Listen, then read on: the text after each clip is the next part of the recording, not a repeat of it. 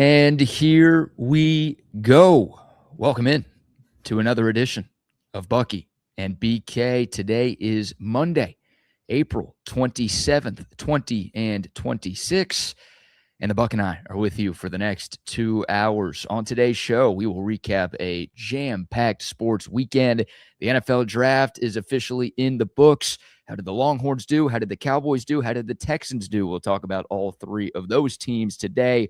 Texas baseball took 2 of 3 from Vanderbilt. We'll chop it up with legendary lifetime Longhorn Greg Swindell. We'll also have an NFL draft expert joining us. We've got some NBA playoffs to dive into. The Spurs now up 3-1.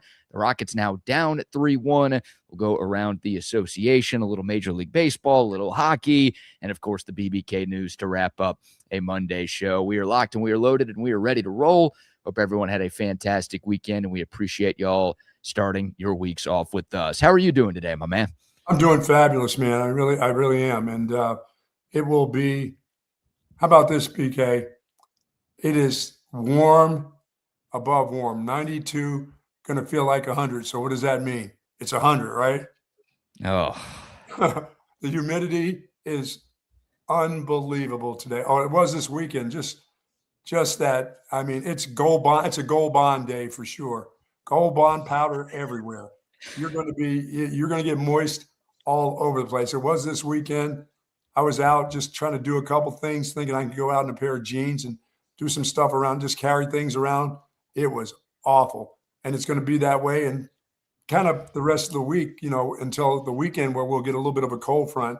And to our friends all over this country and our friends right here in the state of Texas, who's had to have their head on a swivel over the last 48 hours, tornadoes up in the Metroplex area, up in Fort Worth area, the Midwest is just, and there's still almost 60 million people under bad weather advisories all over, the Midwest. And boy, I've never been in anything like it. I grew up, in the Northeast and been around bad snow things, but tornadoes, just stuff that you just can't hide from. I just feel so bad. I'm seeing pictures of all over the country from, people in the Midwest and our friends in Oklahoma and places like that. Just their houses are just demolished, neighborhoods.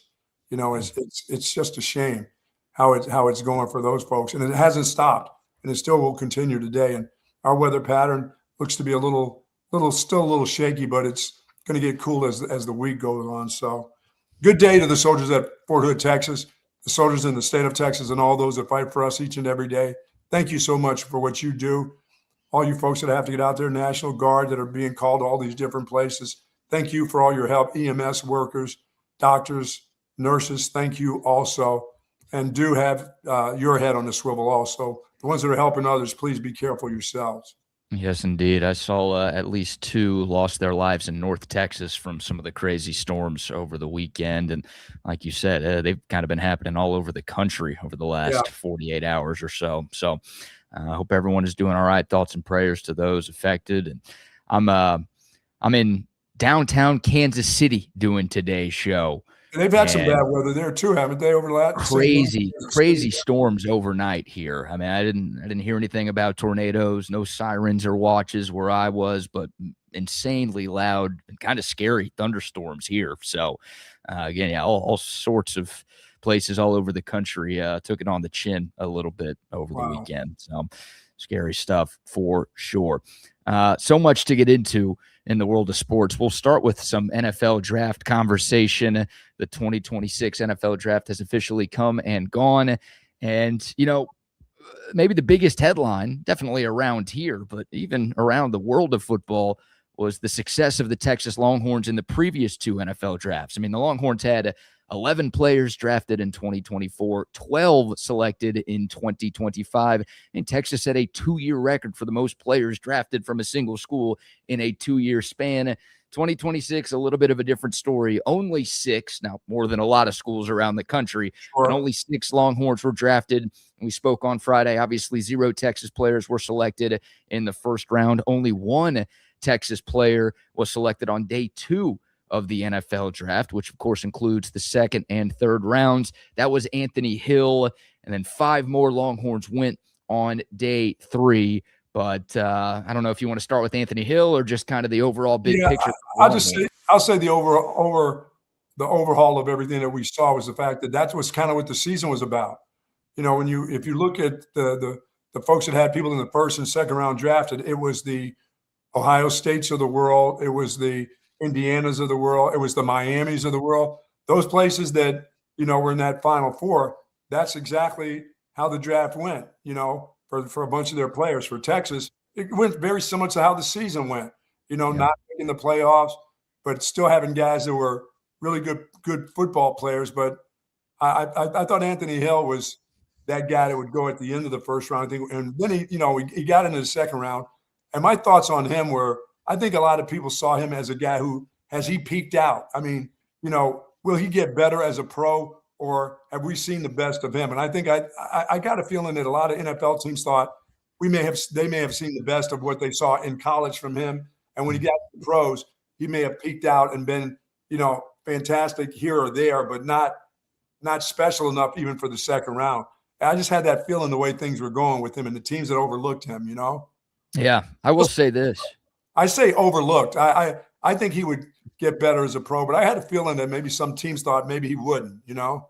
Yeah, I will say this. Even though Texas only had 6 players drafted this year, the 29 Longhorns that have been selected in the last 3 NFL drafts is tied for the most of any college football program in America with Ohio State and Georgia. So that's a good sign. The development at the University of Texas is still where it needs to be. But I think you hit the nail on the head, right? It's not a coincidence that, you know, the season before Texas had 11 players drafted. They won the Big 12 and made it to the college football playoff when there were only 4 teams. The season in which they had 12 players drafted, right? The draft right after that, obviously that was a team that made it to the SEC championship game, won 2 playoff games, made it to the college football playoff semifinal. And then this year's team, 9-3 in the regular season, missed the CFP, only 6 players drafted. So there's a pretty direct and obvious correlation between NFL draft picks and team success, like you said. And then, for Anthony Hill, look, he almost fell to the 3rd round. He was one of the last picks of round 2. Now, the Tennessee Titans did trade up to get him, and Robert Saleh is the new head coach in Nashville, so it's a defensive coach. He clearly liked something that he saw from Anthony Hill to go get him. But, yeah, I mean, Ant Hill, you know, at this time last year, everybody was talking about Anthony Hill being a first-round pick in the 2026 NFL draft. Dealt with some injuries this past season. The production dipped a bit. Obviously, Texas didn't make that deep playoff run, so he wasn't on everyone's radar like he had been. And again, Texas almost went 2 full days without a single player drafted this year. It's crazy. Yeah, it's just kind of weird the way the season went for him, and the way I think teams looked at him as if that's it. He's almost limited it out. He's going to be okay, but you know, we got to be careful if we're going to take him in the late first round. I mean, first rounders have to play. Hell, second rounders have to play, you know? Yeah. And as you said, they took him late in the second round. And, you know, the way it was going, I was thinking Manny Muhammad is going to get drafted before he did. After a while, I was going, oh my God. Well, Manny Muhammad didn't end up going until the 4th round. And sort of the way the season just really weird kind of correlates, you know, how the season goes for teams. It does give you an indication on what the teams are like. I mean, some of the teams, as I said, Miami, they had a bunch of guys drafted because they had, and they went pretty far, you know. Those teams, Ohio State, they're always going to have great talent. Even if they don't make the playoffs, they're still going to have 5 or 6 guys drafted. You know how that's going to go for Ohio State. It's just, you know, people in the NFL just have that thought about those guys.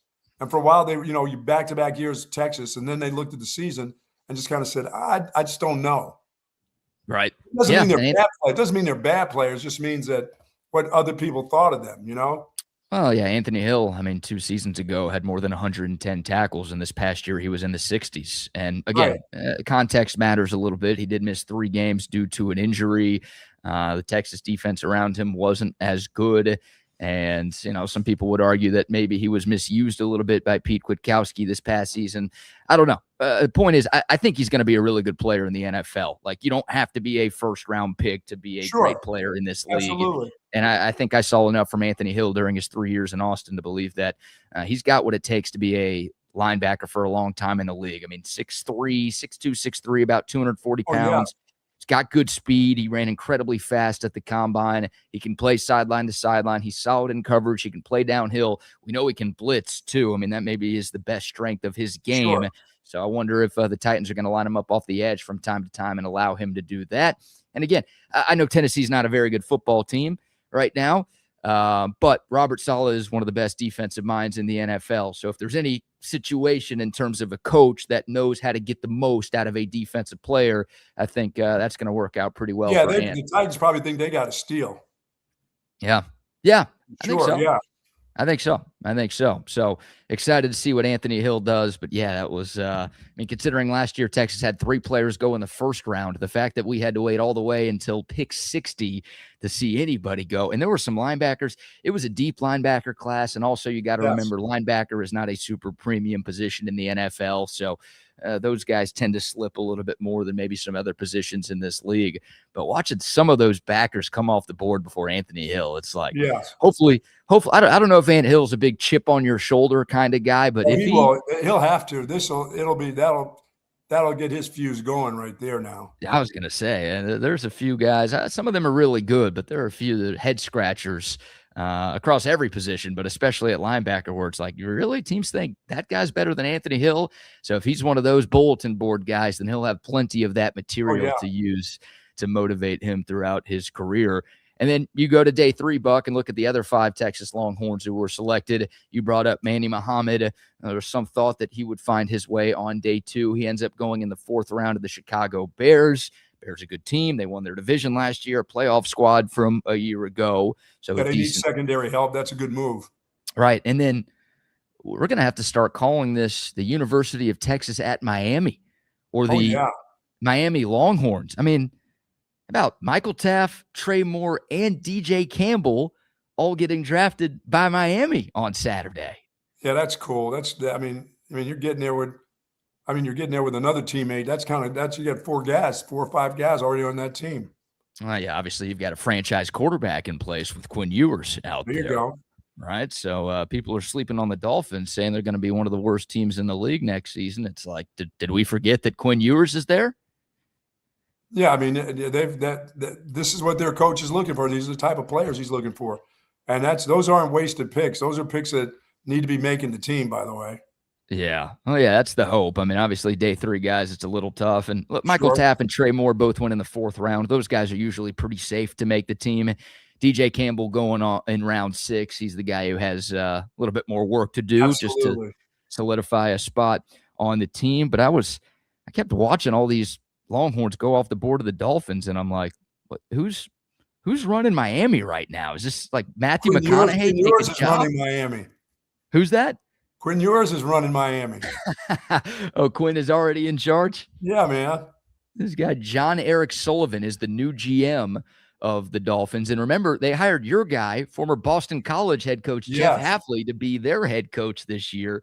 I'm like, do any of these dudes have ties to Austin, or any of these guys Texas X's? What's the deal here? And I'm like, are they going to try to hire Sark next off season? What exactly is going on? I don't know. They must like Steve Sarkisian, trust in his development, like something that Texas is doing, I guess. But that was pretty fascinating in a year where, you only, quote unquote, only have 6 players drafted. The fact that 3 of them went to the same team is pretty remarkable. Where did Jack Endries end up, BK? And then, Jack Endries, the last Longhorn off the board, he went to Cincinnati in round 7.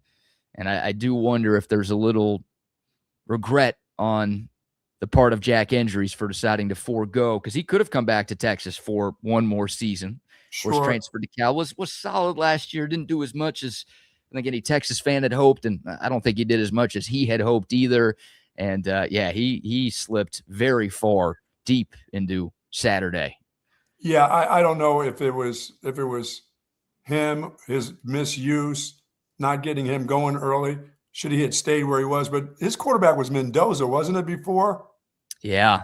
Yeah, it was that he had to get out of there. I know he was expecting to be used a little bit more, but that's probably a 2-way street for him. Well, it's pretty funny. Like, I won't go revisionist history here. I'll admit that I was wrong, and I think just most people around the country probably were too.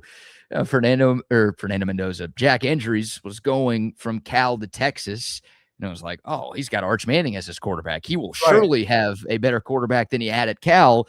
Well, Fernando Mendoza was his quarterback at Cal, obviously transfers to Indiana, wins the Heisman, wins the Natty, and is the #1 overall pick in this year's draft. So you can't always predict the future here. And not that Arch Manning had a bad year, but he didn't have the year that Fernando Mendoza had. So, No. yeah, I'd love for Jack Andrews to still be on this Texas team. I think if he did come back, he could have improved his stock and been something higher than a 7th-round pick. There's no doubt if he was to come back, that sometimes you just don't make the right move, and sometimes it's just time to go for it. You just don't want to do it anymore at that level, so you take a chance.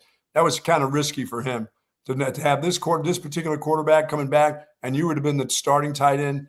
You could have caught a lot more balls and done a lot more things. So sometimes you just make a bad decision, but you're in the NFL, so Yeah, that's it. And look, Jack Andrews, wish him all the best. I mean, hopefully he makes the team yes, in Cincinnati, and hopefully he makes an impact for the Bengals. And he's got a good yeah, quarterback flinging him the rock with Joe Burrow. So, but yeah, it's I think when Jack Andrews, and he was pretty open about it.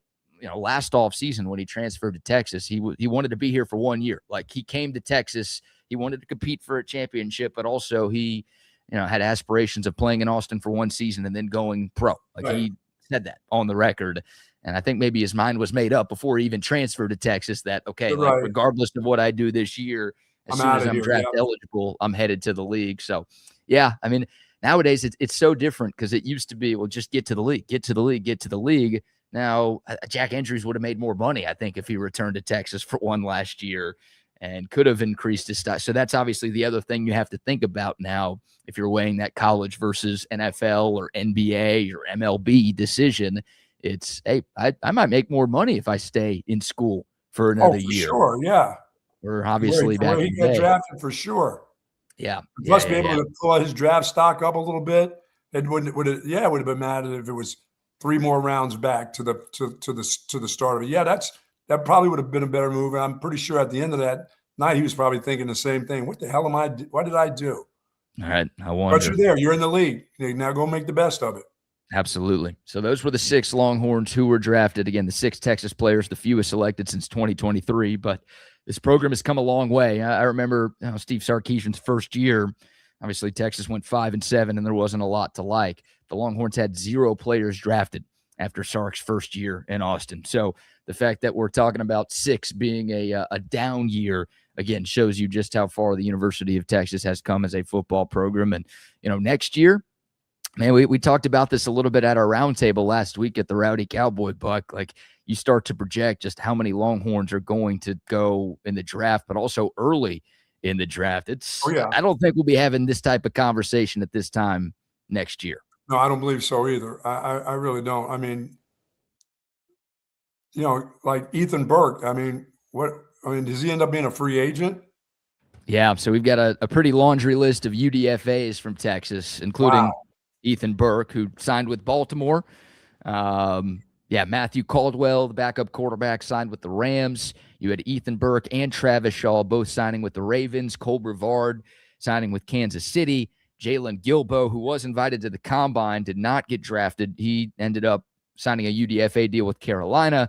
Mason Shipley, the kicker, to the Saints, and then Jack Bomeister, the punter, with the 49ers. Yeah, those guys could have opportunities to make clubs. So that's how that's how your college teams are built. But boy, it's about those first and second rounders that get you into the playoffs. Yeah, oh, absolutely. So 6 Longhorns drafted, 7 signing UDFA deals, but yeah, I mean, it's not a guarantee. Just because you have a lot of players drafted doesn't mean that No, you're going to compete for a national championship. Like Ohio State led the way; they had 11 players drafted. They won it all 2 years ago. They made the playoff this past season. It makes sense. Alabama and Texas A&M were tied for second with 10. And I love seeing all these Aggie fans. They're bragging so much like, oh, we had more players drafted than y'all, and we had these first rounders. And it's like, well, y'all had one of your most talented teams ever, Aggies, and you still lost to Texas by double right. digits on a down Texas team. But Aggie's going to Aggie. But both of those teams made the playoffs, right? Alabama and Texas A&M, even though their CFP stays didn't go the way that their fan bases had hoped. But then you look like Clemson had 9 players drafted this year. Yeah, And that's disappointing on the head coaches and the other coaches on their staff's part. There are going to be a lot of changes if things don't turn around quickly, like next year for Clemson, you know? Yeah. Well, two of the biggest, like Clemson had 9 players drafted and Penn State had 8 players drafted. So it's Penn like State already did something about their deal. They fired their coach midway through the year, and those were maybe the 2 biggest disappointments in college football this past season. I mean, people were talking about Clemson and Penn State maybe playing for a national championship, and it's because they had all that talent on the roster. Like, everyone knew they had NFL guys up and down, and obviously it didn't click. One coach lost their job, and the other coach, if his buyout wasn't as insane as it was, and well, if he had won 2 national championships for the school already, then he also would have lost his gig. Yeah, it's just, you know, in the NFL, you just, if you can be one of those first 4 rounds or 5th round guy, you just want to be able to give you get an opportunity to make a team. If you're a free agent, you're holding your breath. You got to do some spectacular things in camp, you know, make a couple plays here or there where they think about, well, can you do what else is it that he can do? Because, you know, he won't be a starter, but what is it that he can do for our special teams? That's when you get down the line, that's really important on what else you can do. You know, they take those good athletes like Manny Muhammad he's going to be playing. Yeah. He'll be getting on the field. He'll be getting on the field in a lot of different ways, a guy like that. Agreed. Yeah, you know, Anthony Hill, Manny Muhammad, Michael Taft, Trey Moore, those guys are locks to make the team. Those guys are going to have roles in some form or fashion on their squad as a rookie. But yeah, you get towards the end of day 3, you get to the 6th, 7th UDFA guys, then NFL rosters are small. It's not like college where you've got 105 scholarships now and everyone makes the team. And, you know, we'll have a spot for you even if you're not playing a whole lot. That's obviously not how it works in the NFL. No, you got to be able to do more than what you do. Yeah, these guys, hey, it's great that they got invited. It's great that they got contracts. It's great that they're given the opportunity. But like you said, they've got to make the most of it. Yes. And good stat here from CB. Steve Sarkisian, 34 draft picks since 2023. From 2011 to 2021, part of that 12 years of suck or non-refundable football or whatever you want to call it, just 31 players total drafted. Yes. Out of the University of Texas. Oh, the direction is right. And you know, with some of the guys that we talk about that ended up in the latter rounds or free agents, you know, that were on defense, they don't have that defensive coordinator is not there. So there were some things that the head coach thought about too. He knew some things by the end of the season, and so did some NFL teams know about guys that played defense for Texas in this particular season. So that guy's no longer here either. So there's expectations that are a little bit different by the head coach. Yeah, and just 2 offensive players taken out of Texas this year. And again, the first one went in the 6th round and the second one went in the 7th round. So inconsistencies with this team, it makes sense. Texas was a pretty young team, all things considered. And again, you start projecting, and I know projecting is dangerous because I'm sure at this time last year we thought the Longhorns were going to do better in the NFL draft in 2026 than they did, but I feel pretty confident saying next year's going to be a heck of a lot different. Well, I don't think we talked about we didn't know that their running back would take off and go somewhere else either. You know, you and I projected and we looked around, and there just wasn't a lot. You know, you were hoping that this team was good enough because of the quarterback and because you may have got your running back returning, and the offensive line would be a little bit better. But boy, there really wasn't a lot once you really started looking around. I think they coached a pretty good football team. They did pretty good coaching. Now they didn't defensively. There was higher expectations, and that's just the way it's going to be after what you did the 2 years prior. You know, and I had wondered when is that thing going to come to a screeching halt? And I don't know if it came to a halt. It just, they won 9 games. It wasn't like they won 6 games. You know what I'm saying? It wasn't like they were, the bottom of the barrel. Some things here or there. You lose you don't have any run game, and as you said, one of the worst run games since the 40s, that's going to kill you. But defensively, the way they played at the end of the season just wasn't going to cut it. Yeah, well, it was an inconsistent year, right? Early in the season, the offense was bad, but the defense was playing great. And then when the offense finally kicked it in gear and figured it out, then the defense kind of fell off a cliff. So, yeah, look, Texas, you include the bowl game, it's a 10-win season that the Longhorns had. That's true. But when you're preseason number 1, when you had been to the playoff 2 years in a row, they fell short of expectations and goals. But and that's why all these changes were made. Steve Sarkisian, we'll see if the changes work. They got to work. Train is going in the right direction. Yeah, but he clearly not happy with the way things went this past year, and hopefully things change moving forward. All right, we will chop it up with Ryan Roberts, who covers the NFL draft. We'll get his thoughts on the Cowboys and the Texans and some of the other big headlines from around the weekend that was in the NFL. Of course, we got to get to some NBA playoff conversation as well. But before we go any further, how about, Buck, our first round of sponsor shout-outs? Folks, if you're seeking specialized patient-focused orthopedic care, contact the experts at Texas Orthopedics. Their physicians offer comprehensive surgical and non-surgical orthopedic care for children and adults, spinal care, trauma care, sports medicine. If you have to have that knee replaced, do call on those folks there, joint replacement, rheumatology, and more.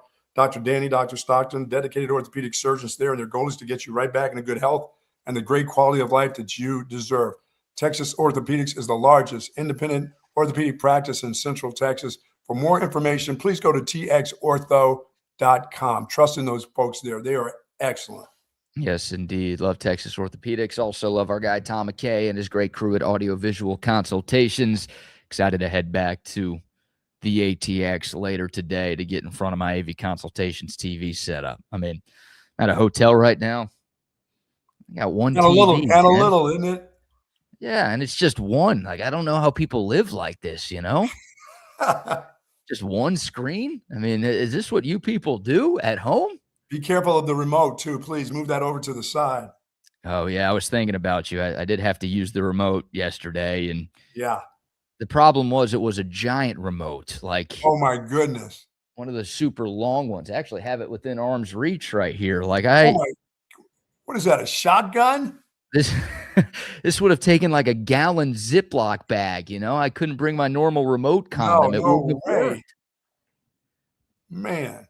Terrible. But hey, AV Consultations. I'm going to go home. I'm going to watch all the playoff action tonight on my 4 TV setup from AV Consultations. If you want to upgrade what you have at home, you got to call our guy Tom McKay, the best in the business, and he's been in business since 1988, coming up on 4 decades of hooking up Central Texas with incredible audio, video, automation systems. They do the TVs. They can do home theater rooms. They do patio setups. They do speakers, the sound bars, but speakers all across the house. They do lighting. They do surveillance systems. They do a little bit of everything technology related. They've got your back. Just call them 512-255-8678, or you can find them online at avconsultations.com. Friends at Hat Creek Burger Company. I went yesterday. My wife's out of town, so I'm burger ice creaming it up here.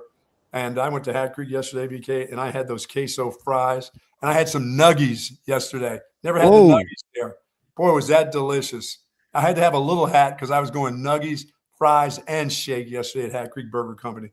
Hat Creek Burger Company is a place, good food, good folks, and a great time. It is really, really a good time there. Hat Creek is proud to be a place where you can come in hungry and you will leave full, like the Buck did yesterday for sure. 30 locations throughout the state of Texas, great playgrounds for the kids, and that thing was packed yesterday. Sunday was a packed house. Some dad must have taken the neighborhood kids, as I said, over to Hat Creek Burger because he had his big truck loaded up with kids. I'm surprised they weren't in the back. I don't think you can put kids in the back anymore back there, but it was loaded up, and what a great time they look like they were having. So mom and dad, if you want to let the kids off at the playscape and everything else, and you want to have a margarita, you can do that at Hat Creek Burger Company. But my Hat Creek Burger Company in Belterra was jammed with kids. Way to go, Pops. Way to take them out there. Way to wait until I left town so I didn't get the free burger. Yeah, really. Disrespectful right there. Love our friends at Hat Creek Burger Company. And also a quick shout out to Centex Tickets if you're looking to attend any Longhorn sporting event. Hey, baseball, 5-game homestand starts tomorrow against Sam Houston. If you want to catch a game at the Dish, Centex Tickets has you covered. If you want to catch a softball game, they've got you covered. A Spurs playoff game. iHeart Music Festival coming up this weekend. What's that? iHeart Music Festival coming up. There you go. If you want to catch that, centextickets.com. It's sporting events, it's festivals, it's concerts, it's Broadway shows, it's everything. All you have to do is log on from your phone or computer, and don't forget to use the promo code CENTEX10. If you type that in, you're going to get 10% off of any ticket purchase from our great friends at centextickets.com. All right, I see him ready to rock and roll. We spent the start of the show talking about the Texas Longhorns and where they were drafted, but now we got to talk about the Cowboys and the Texans and some of the other biggest storylines from draft weekend. And joining us now to talk about everything that went on at Pittsburgh is Ryan Roberts. He covers the NFL draft and college football from A to Z Sports, and he's kind enough to join us here on Bucky and BK. Ryan, thanks so much for the time, man. How are you today? I'm good, guys. I'm good. It's decompressing season now and just evaluation season. So how are you guys doing? We're doing fantastic, man. It was a great weekend. Let me ask you about the NFL East with the Cowboys and Washington and the Giants. What did you think of their draft days? Yeah, I thought Dallas had one of the strongest drafts overall. We did a recap video in terms of like the biggest winners on the Best Spot Available YouTube channel, and I think Dallas was definitely in the top 4 for each of us for sure, like across the league, not obviously just in the division, right? So I think anytime you're able to get your guy in Caleb Downs, that I think is really going to just kind of cement everything for you. And you need to have some floor raisers on that defense. Like, I just don't think you have enough guys that are just like true linchpin foundational guys on the defense side of football.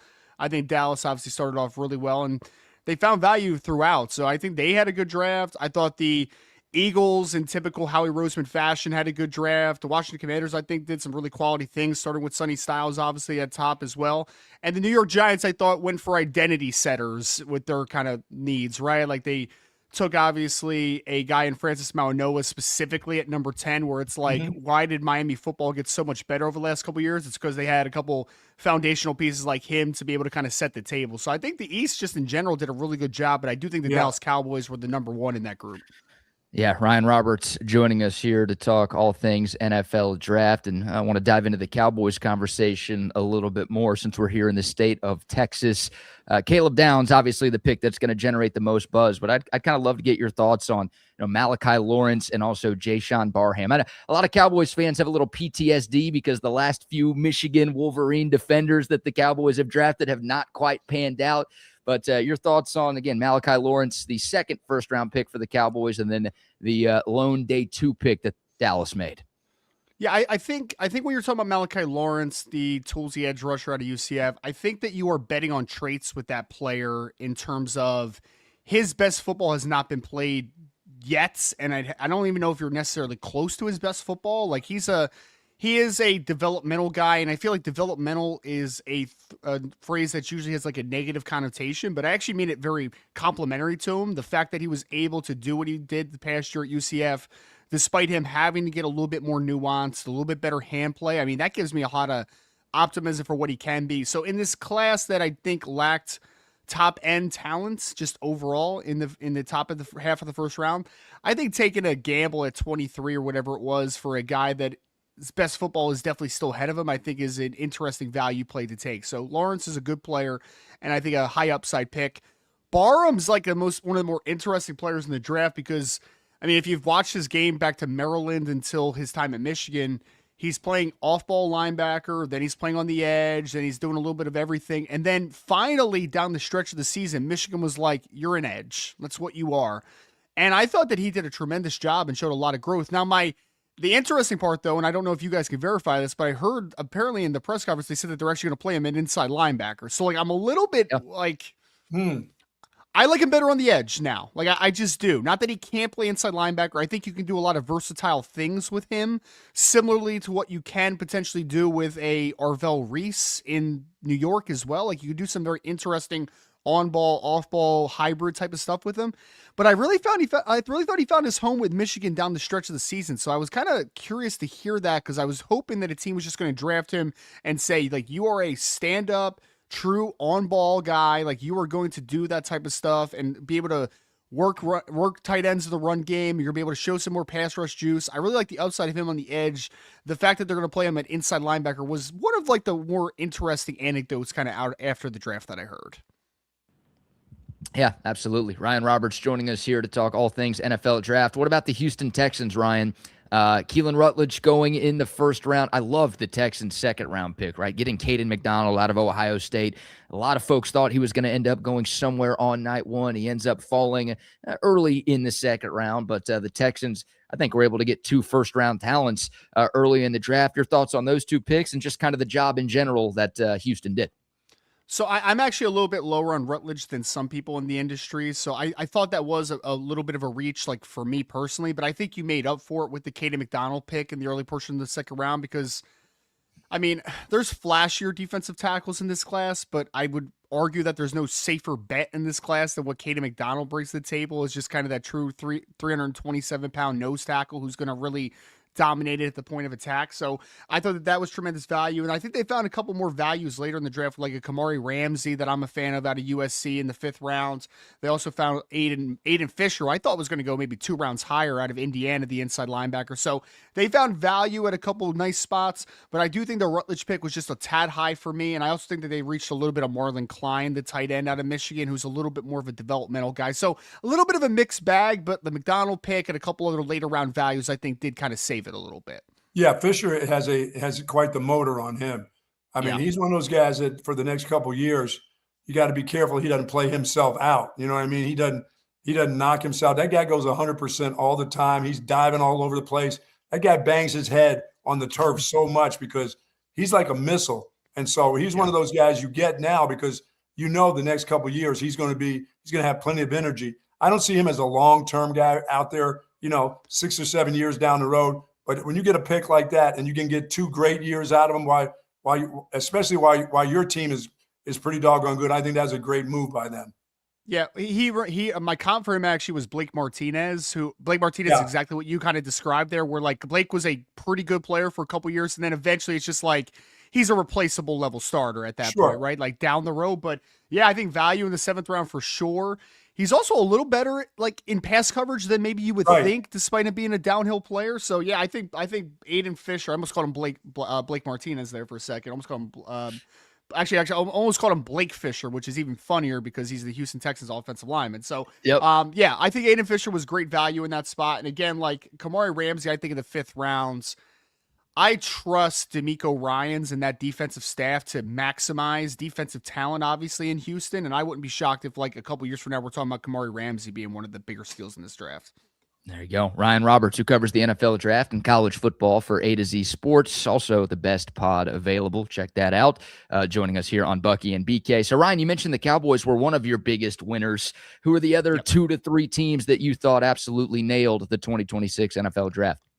I mean, the Carolina Panthers were like number 1 for me just because like I don't think there was any other team in this draft that I thought hit value on every single selection compared to my board. I mean, you start with Monroe Freeling, but then you go down the board and I felt like even into like day 3, it was like, I mean, they're getting like Zakee Wheatley out of Penn State, the safety, where I'm just like, I had a 3rd round grade on Zakee Wheatley. They got Sam Hesht out of Kansas State, the center in the 5th round, where I'm like, I think that was a 3rd round center. So Carolina was number 1 for me, where it was just like they did a tremendous job. I thought the Tampa Bay Buccaneers letting Ruben Bain fall to them at 15 and then maximizing throughout. I thought the Las Vegas Raiders were another team that I thought after Fernando Mendoza and everybody knew he was going to be number 1 pick. I thought they had a really, really good draft kind of in the day 2 to day 3, early day 3 range, especially. So Raiders, Panthers, I think that the Cowboys, like those were some of like the biggest winners for me in this class. And let's go to what the Cardinals. Everybody, of course, on a Monday is going to be talking about what the Cardinals did with Jeremiah Love. Was that the move to make? It is. What's your thought on that? Did you have to do that, or could you have waited? They need a quarterback so bad. Remember, what was it? 2 years ago, they took the wide receiver out of Ohio State that they thought was going to change. Yeah. They were going to change the way that team looked to people. I thought that was to do that, within 2 years of each other, trying to get a splash kind of player when you need so many other things was a little too soon. Yeah, no, I actually agree with you because like here's the conflicting part of the selection to me. Jeremiah Love, I think, had an argument as the best overall player in this class. I think you could Mhm. have made it without positional value injected. He is a tremendous player, home run hitter, can catch the football, great football player. But the conversation of how early is too early to draft a running back is one that we're going to have till the end of time. But my conversation I want to have more is that if you're going to draft a running back inside the top 10 at a high value, you need to be a team that's set up to be a good football team, man. And the Right. Cardinals just are not a good team. Like, they don't have a quarterback right now. I mean, maybe they're convincing themselves that Carson Beck's that guy in the third round. I don't think he's that guy. But you don't have a quarterback. You have still a couple of needs on the offensive line that are there. Your defense isn't very good. Like, this is a team that is just not built to have a running back come in and be a difference maker. Like, I feel like it's going to be very New York Giants feel, in the sense of, like, are they going to be a better team because Jeremiah Love is there? For sure. But is it going to matter in the end? Probably not, because they're not built the right way, right? As a franchise. So, yeah, I agree with you. I will tell you this, though.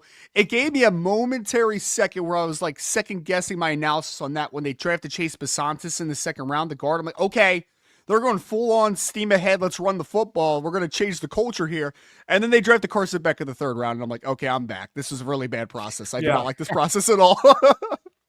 Oh, yeah, it was an eyebrow raiser for sure. Ryan, I saw you did a deep dive on the Tennessee Titans draft and kind of talking about Anthony Hill. Of course, we're here in Austin. Anthony Hill, the first Longhorn off the board, fell a little bit further than we thought. Maybe we're a bit biased, but Robert Saleh and company trade up a few spots to get him at the end of round 2. Your thoughts on Anthony Hill and kind of how he fits into Robert Saleh's defense in Nashville? I think it's a good fit with Robert Saleh because he is a guy that likes to be aggressive just overall. And I think Anthony Hill is a very aggressive guy. And I also think that there was at least some interest. They ended up going Cornell Tate at 4, but there was at least some interest in Arvell Reese. And I think a lot of what makes Arvell Reese really interesting also makes Anthony Hill very interesting, in the sense of Anthony Hill is a great blitzer. Like, you can move him around. You can blitz him from different spots. He is an aggressive style linebacker. I think the differentiation that's interesting between, like, what linebacker goes in what spot is it always going to come down to just what you want in a linebacker specifically. Like, are you looking for a Will type? Are you looking for a Mike? For Anthony Hill, like, I think he's a Mike Sam. Like, he could play Mike, and I also think he could play some Sam linebacker, and he can come on the line of scrimmage and rush. So I think he's an very interesting fit into Tennessee. Obviously, they like him a lot because they traded up in order to get him at number 60, so they clearly have a vision for him. I'm just, again, interested to see the usage, because for me, Anthony Hill has always been a much better player coming forward. Blitzing, I think that you need to take advantage of that skill set next to Cedric Gray in Tennessee. Yeah, even though he's such a really good athlete, he can jump, he can do things, he can cover. It's just they just didn't have a permanent, this is what we really want for him. All that indecision about what really is he makes you get to the almost the third round. It's not, and I thought teams, may have thought that this guy has he peaked out? Is he going to get better as a pro, or have we seen the best of him? Because we didn't, last year was different than the year before with Anthony Hill. And I thought that hurt him a little bit in the draft, and especially not really having a set position, Sure. And I will say this too, is Tennessee ideologically went very young in this draft. Like, they went like 2023 recruiting class, 21 years old. Like, they went Cornell Tate, and then they went with Keldrick Falk, and then they went with Anthony Hill. Like, clearly there was an intention to bet on that upside, to your point, right? Of, like, there's meat on the bone for Keldrick Falk. There's meat on the bone for Anthony Hill. There's still meat on the bone for Cornell Tate in terms of development, because there are younger guys in this recruiting class, in this draft class, Some other teams, like the Houston Texans and the Chicago Bears, I think, were another one where, like, they went the complete opposite. Like, they went like near finished products in terms of, like, guys that are like 5th or 6th year seniors. So clearly the Titans are doing exactly what you're talking about as far as projection with Anthony Hill for what he still can become. And I think they did that a lot in this draft, which is some younger guys that they think still have room to grow. Yeah, Ryan Roberts of A to Z Sports joining us here on Bucky and BK. Last one for me, Ryan. I'm kind of putting you on the spot here, and I feel bad doing this because I know you spent so much time looking at the 2026 NFL draft, and you said it. It's decompression season. You probably not want to think too much about next year's draft. But I started 27 already, so you can ask your questions. Go for it. Good man. Well, I want to ask you about the Longhorns. I mean, look, Texas fans, it's all projection, of course, and no one knows exactly what next year's draft is going to look like this April. But you look at Arch Manning, you look at Trevor Gooseby, you look at Cam Coleman, you look at Wingo. Colin Simmons, obviously. I mean, the list goes on and on. Just your thoughts on some of the on-paper top-flight prospects from Texas that should be going early in the 2027 draft. Well, so I'll give you guys some context of during the spring. Obviously, scouts go around and they do their Blesto measurements, and they're talking to some people and checking out spring practice and everything. One of my best friends is a Southwest scout in the NFL currently, and I mean he came out of Texas and just said that's the best team in college football next year. So if he's right or wrong, we'll see. Ultimately, right? Like it takes a lot more than just like looking good on the hoof to be a great football team, but we will see. The point of the matter is though is that there's not a more there might not be a more physically impressive football team returning, and you could argue a couple others like Ohio State, Notre Dame, Georgia. Like there's always good quality teams coming back, but I mean, you have a 6'4", 220-pound quarterback who should take a huge second-year leap in Arch Manning. You have two now skyscrapers of wide receivers that are physically well put together. I've heard Cam Coleman has put on some great weight this offseason too. That's another little tidbit, I guess, that's probably out there now that they've had spring practice, but like they're physically very impressive football team. So I think that, early Cam Coleman's probably in the wide receiver 2 conversation behind Jeremiah Smith to be that second guy that might go in the top 10. Arch Manning is the clear favorite to be the number 1 overall draft pick for the 2027 class. Trevor Goosby is probably the early front runner to be offensive tackle 1 in that class. And then Colin Simmons is going to be fighting with guys like Dylan Stewart to be maybe the first edge off the board. So if you love NFL draft and you love Texas Longhorn football, the 2027 NFL draft should keep you very busy, I guess. Yeah, no doubt. We're expecting big things for next year's draft, but also for the coming season for the Texas Longhorns. Ryan, tremendous stuff, man. Really appreciate the time. Love the work that you do for A to Z Sports. Love the best pod available, and can't thank you enough for taking a few minutes for us on a Monday. Absolutely. Anytime, guys. Appreciate you. I appreciate it, man. Absolutely. There he goes. Ryan Roberts. Follow him at Rise and Draft on Twitter. And again, best pod available. He covers the NFL draft and also college football for A to Z Sports. And that's interesting. Like Ryan was talking about the Cowboys, and we'll get to the Cowboys in a moment, but he said Dallas, one of his biggest winners of the draft. Mel Kiper gave the Cowboys an A grade, Buck. A lot of people, I think, pretty high on the dude from Michigan. Yeah, until they got the guy from Michigan. Well, that's the thing. I mean, it's every Cowboys fan. I was with some Cowboys fans this weekend watching the draft, and it's like, oh, my God, here we go again. But every non-Cowboys fan is like, oh, it's a great pick. Like, the guy was supposed to go way higher than he did. You got a great player. But every Dallas fan is like, oh, here's Mozzie Smith 2.0. Here's Taco Charlton again. Luke Schoonmaker, part 2. Oh, boy. So, yeah, but good stuff there. And that's obviously hearing it from Ryan. I mean, he's got a friend who's a scout who went around and watched a bunch of teams play this spring, and he said Texas is the best-looking team he saw. That's, again, doesn't necessarily guarantee anything, but it's why so many Longhorn fans have such high hopes for this coming season. This is a roster that doesn't come around all that often.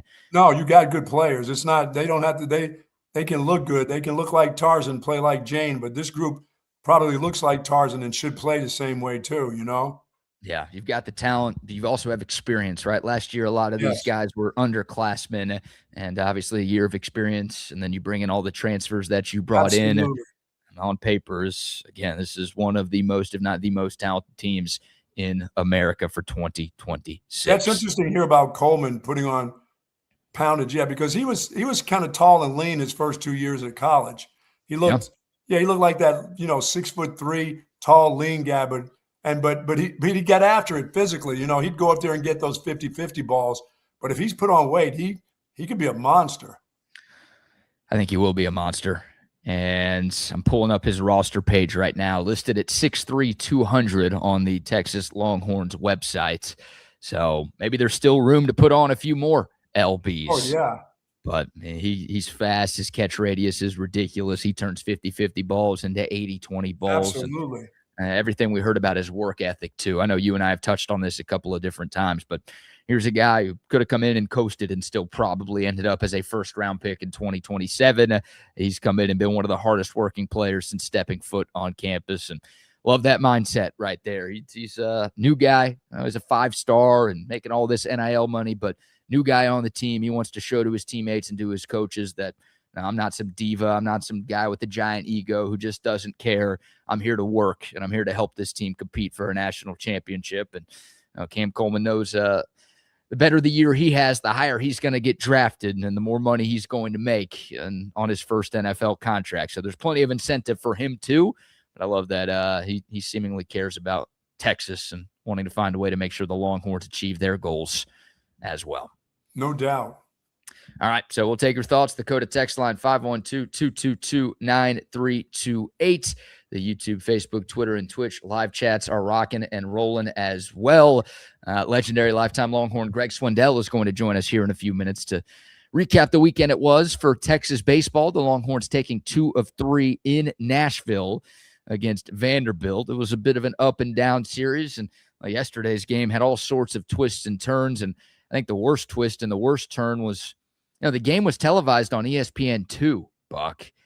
And oh yeah, in the 8th inning, it's a 3-3 game, right? Rubber match of a very intense, competitive 3-game SEC series, 3-3 in the 8th inning, and all of a sudden, ESPN2 changes its broadcast, and they start showing. Did they go to an NBA game? Is that what happened? So here's what happened. They went to the start of the Spurs-Blazers game, which Spurs-Blazers was going to be on ESPN, but the previous NBA game between the Raptors and the Cavs went long, so they showed the start of Spurs-Blazers on ESPN2, and then once the Raptors-Cavs game ended, they moved the Spurs to regular ESPN, where they were supposed to be, and then instead of going back to Texas Vandy, they started a softball game. Wow. Like Alabama, Tennessee, the first inning. So instead of tie game, late innings, hey, let's show the end of Texas Vandy. They take that off, and then they go to a softball game instead. Come on, y'all. That can't happen. That cannot happen. And I'm here in Kansas City, so I'm like, oh, this must be like a local thing. There's no way they did that to people back home. And they did. They did it to people back home. So an absolute joke. Was able to find a YouTube stream. And I think they put it on ESPN News, which is not a channel that everybody has, but just, the old rope-a-dope, the old switcheroo, bunch of BS is what it was from the 4-letter network yesterday. Yeah, that was weird. That timing seemed really strange. Yeah, it was. But thankfully, Texas got the win 4-3 in that series finale in 10 innings. The Longhorns were gifted the go-ahead run, a couple of walks and a couple of hit batters by Vandy in the top of the 10th gave Texas the victory. We will take it. Texas has given some other teams some wins this year with the inability to throw strikes, so it's nice when somebody else does it for Texas. Well, they needed that after that Saturday's event. Yeah, Saturday was rough, and we'll get Zeke's thoughts on that. But, it was like a total 180. Friday, an easy win. Texas led 11-0 at one point in the series opener and cruised to an 11-4 victory. And then Saturday, Texas got shut out 6-0. Riojas was bad. The offense stunk. Jim Schlossnagle called out his team in the post-game press conference, and there was not a lot to like. So we'll get Zeke's expert breakdown here. A couple more thoughts, and we'll really dive in. We'll let you hear from Jerry Jones in hour 2 and talk about the Cowboys and Texans and their drafts and some of our winners and losers as well. But a couple of big storylines from around the draft, Buck. How about Diego Pavia not getting picked? Well, of course he wasn't going to get picked. Nobody wants that little stubby dude. The first Heisman finalist to not be drafted since 2014. Now he'll go and be a free agent to a team, and he'll make the team. Well, here's the interesting part. We talked about all the Longhorns earlier who signed UDFA deals around the league. Diego Pavia didn't even get that. Somebody will be calling him up today or tomorrow. Well, he got a mini camp invite from Baltimore. But not only did he not get drafted, he didn't get a UDFA deal. He just got an invite to minicamp. That's like the worst of the worst right there. Well, yeah, because your agent's not calling up teams and they say, hell yeah, we'd love to have you come. This one had to call him. This is the only one so far.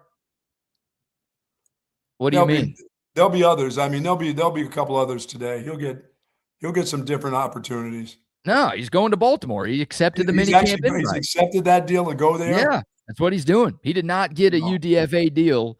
most of those happen, within a few hours after the draft comes to an end. And I just look at Diego Pavia. I mean, great college player. He's undersized. He doesn't have an NFL arm. And I think the biggest problem with him and why teams are scared to give him a chance is because of the headache that he is. Yeah, they first round maniacs, they can handle. Undrafted maniacs, no, thank you. That's the thing. Yeah, like the NFL, I mean, every sports league, they're willing to overlook a lot if you're talented. But again, Diego Pavia doesn't look like an NFL quarterback to me. And because he's got all the extra stuff, just the ego. They don't want the extra baggage. It's hard enough. They don't want any part of that. So that was a bit of a surprise. I thought somebody would take a chance on him, maybe not as a quarterback, just like, hey, we'll see if you can play something else or whatever. And minicamp invite. Baltimore's a good team too. I have a very hard time thinking he's going to find a spot on that roster. So that was a big headline. And then also the SEC led the way with 87 draft picks. That's the most from a single conference in draft history.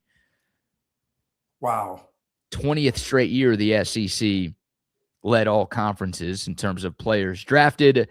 And then the transfer portal, it's killed the little man, Buck, because there were 257 players selected in the 2026 NFL draft. 239 of them came from the Power Four. Wow. Yeah. I mean, some of those 239 obviously started at smaller schools and transferred up, but still only 13 G6 players and 4 FCS players were drafted. They crushing the Kutztown State people? I mean, they're all getting crushed. East Stroudsburg. If you have a good year at a smaller school, hey, we'll pay you to transfer up. That's what happens. I don't blame the kids. I just you feel for those smaller schools. It can't be fun to be a fan of them right now. Yeah. It used to be they'll find you if you're talented. They'll find you anywhere. Maybe not so much now, huh? Well, now it's the colleges will find you. Yeah. Before the NFL, it used to be the NFL will find you. Now it's the colleges will find you first. They'll pay you, and then the NFL will just find you from there. Yeah. So but don't stay at the little place where you were. Right. That's what's happening now. So a couple little draft nuggets there. All right. Before we get to our weekly chat with legendary lifetime Longhorn Greg Swindell, Buck, how about a few quick sponsor shout outs? Coach, with my bad back, I've been looking for great comfort for a long, long time, and I have found it in our friends at Relax the Back. They have everything that I need, and especially this chair that I'm in right here, this little leather chair that I've been in for over 20 years. I love it, and they've got everything that you need to. Select zero gravity recliners, select office chairs just for you, stand-up desk for you, and you can live pain-free for sure at Relax the Back. They have all the accessories that you need. They got a Relax the Back store right here in the Galleria out where I live here, Hill Country Galleria, across from Whole Foods in North Austin at the Gateway Shopping Center. New management, new general management out here at the Galleria. Say hello to Brian when you're out there. He will hook you up. If there's an accessory that you may need for neck problems, shoulder problems, thoracic back, lumbar area, you will find it at Relax the Back for sure. Live pain-free like the Buck at Relax the Back. Yes, indeed. Love Relax the Back. Also a shout out to McCall Custom Homes. If you're trying to upgrade your home, new kitchen, new bathroom, maybe you've got a growing family, you need to add on to your home. Maybe you just want to add some life to your outdoor space. McCall Custom Homes, they can take care of everything. They're custom home renovators. They're also custom home builders as well. So if you want to start from scratch, reach out to our guy, Mike McCall, and he and his great team will take care of you. Tons of experience, more than 4 decades of combined experience, locally owned and operated, A+ rated by the BBB, tons of 5-star reviews online. They do incredible work. The Buck has had countless jobs done at his place by McCall Custom Homes. And look, we trust him. You should too. McCall Custom Homes, ATX.com. Right now, they're offering free estimates to Bucky and BK listeners, or you can call or text Mike directly at 512-633-9580. It's McCall Custom Homes. We build value into your home. All right, let's get to it. See him in the waiting room, ready to go, on time as always. This is an athlete right here. This is what athletes do. They always show up when they're supposed to.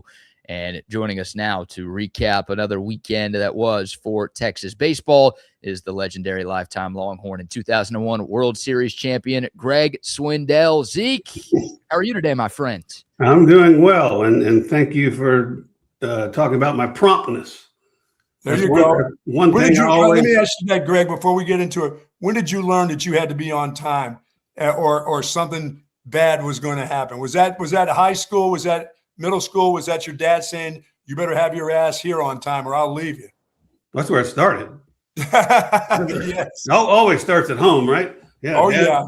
Dad, I mean, I'd walk to practice. I'd have to he's already out there dragging the field. I'm like, Dad, I'm at home. Well, you were late. You didn't get the ride. I did that with my son. Greg, I did it with my son. My son, who's got a really nice business going right now, he wanted to go fishing with me one morning. I said, well, you got to be here at 5 o'clock at the dock. Here's where we're going. In New Hampshire, that dude came out of the dock like 10 after 5. I was out there with a rowboat, and we were about 300 yards out. We never even looked back at him. No. And I said, after that, he was the first thing on that dock. He has known from that point on that I will leave him if he's not. I wouldn't turn the motor around. I said, I gave you time to be there. If you can't be there, I'm gone.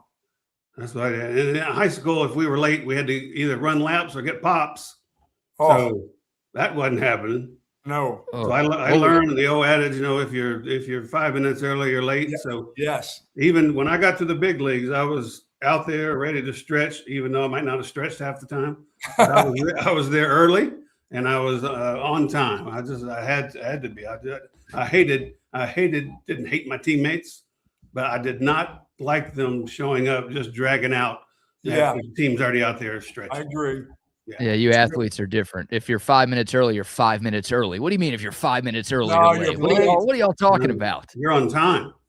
Oh my gosh. Well, we'll start with some Texas baseball here, Greg. We'll start with Friday's game. Dylan Volantis, I don't think you had any doubts that the move up in the rotation was going to be a good one for him, but he was fantastic. I mean, really everything was fantastic for Texas. The Longhorns cruised to an 11-4 win. They led 11-0 at one point. Aiden Robbins, a couple of homers. Adrian Rodriguez finally hit his first home run of the season. I guess we'll start with the good, Zeke. Your big takeaways from what you saw on Friday night in Nashville. I mean, exactly that. Volantis, only 87 pitches in 6 innings. They made it interesting, had the bases loaded, an 11-4 game. One swing of the bat in that stadium, it could have been a 3-run ball game. So bullpen came in, did their job after that. You got to love seeing A-Rod getting that first one. You could tell he was ready to get the monkey off his back too when he hit that dugout and was just getting fired up. His teammates were fired up. I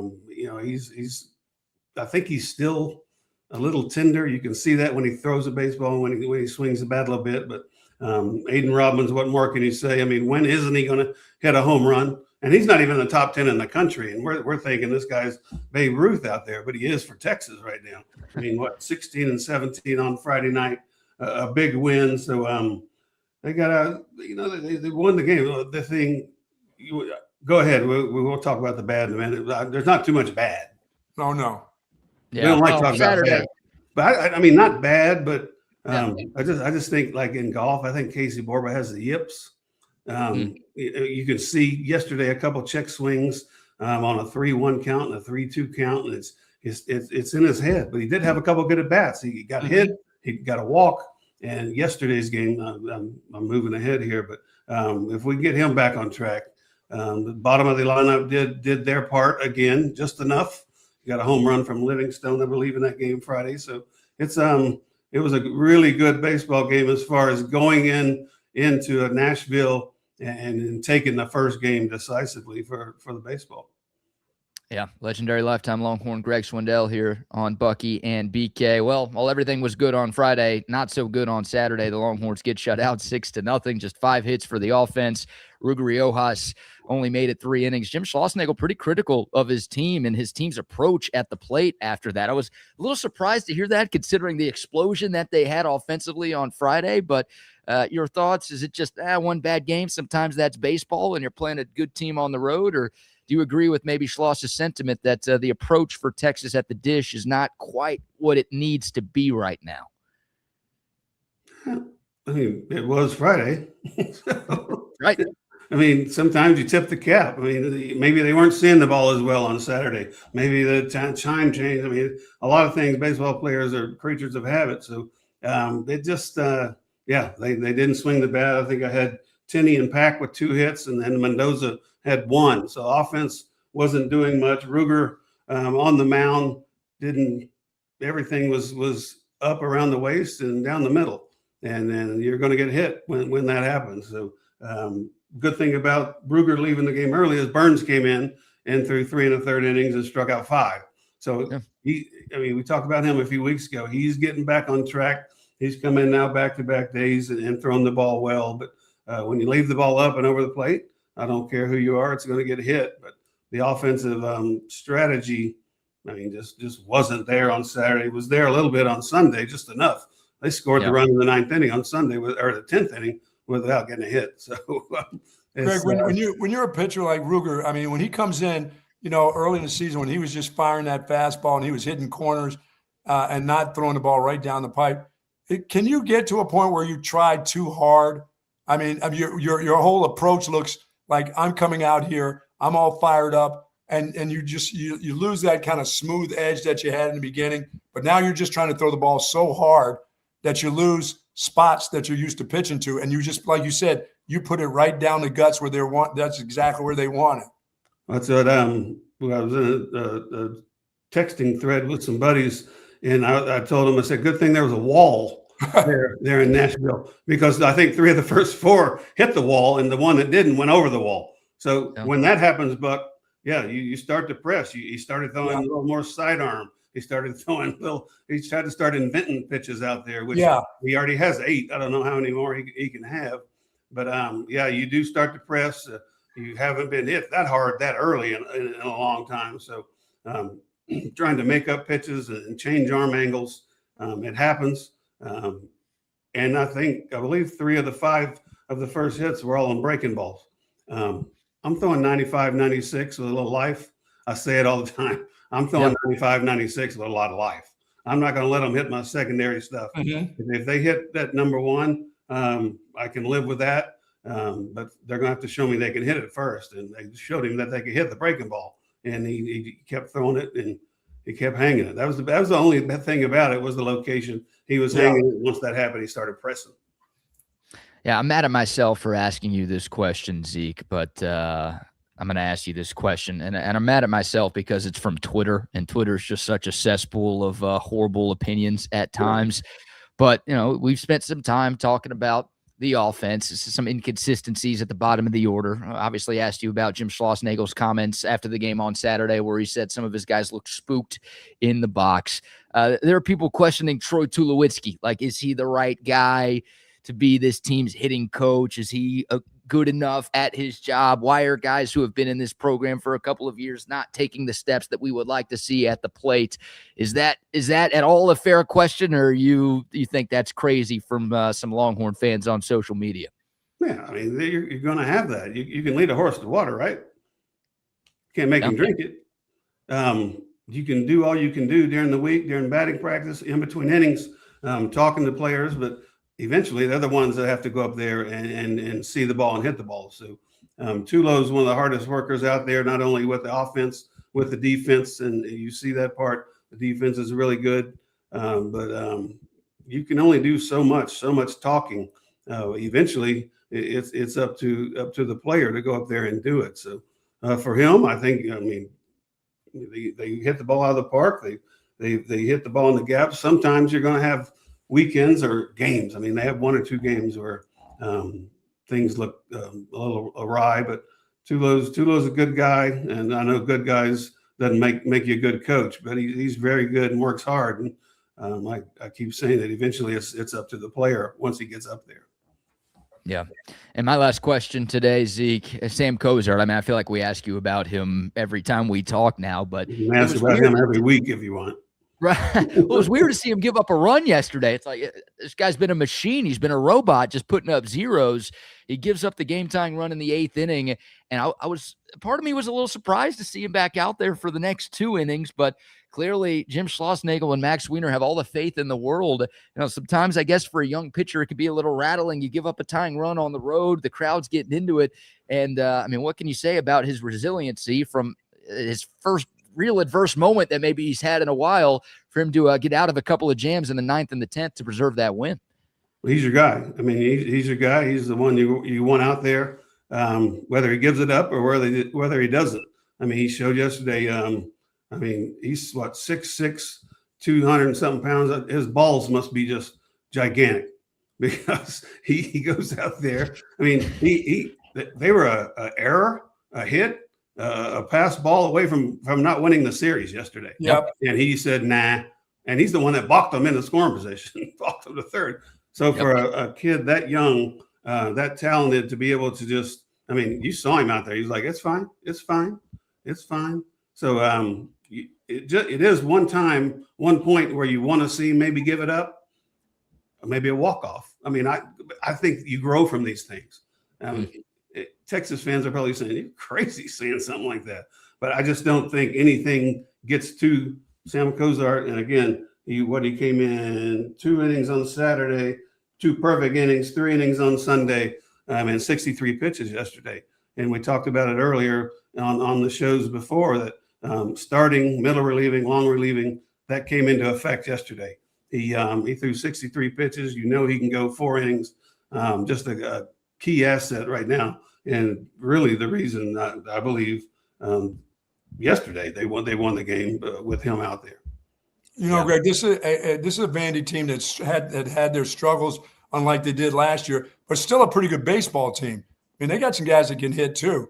They haven't taken a total downfall to the bottom of the pits. They're not quite as good as last year, but they're still pretty good. They still got some pretty good players. No, Vandy's real good. I mean, they got really, really great arms. Their offense is good. Texas went in there and won 2 out of 3. So on the road. So it was a great weekend. And we talked about it last week. As long as they keep doing that, you win the weekend, you're going to be setting yourself up. I got Sam Houston tomorrow. Mississippi State coming in. They've won 8 in a row after losing 6 out of 7. Yes.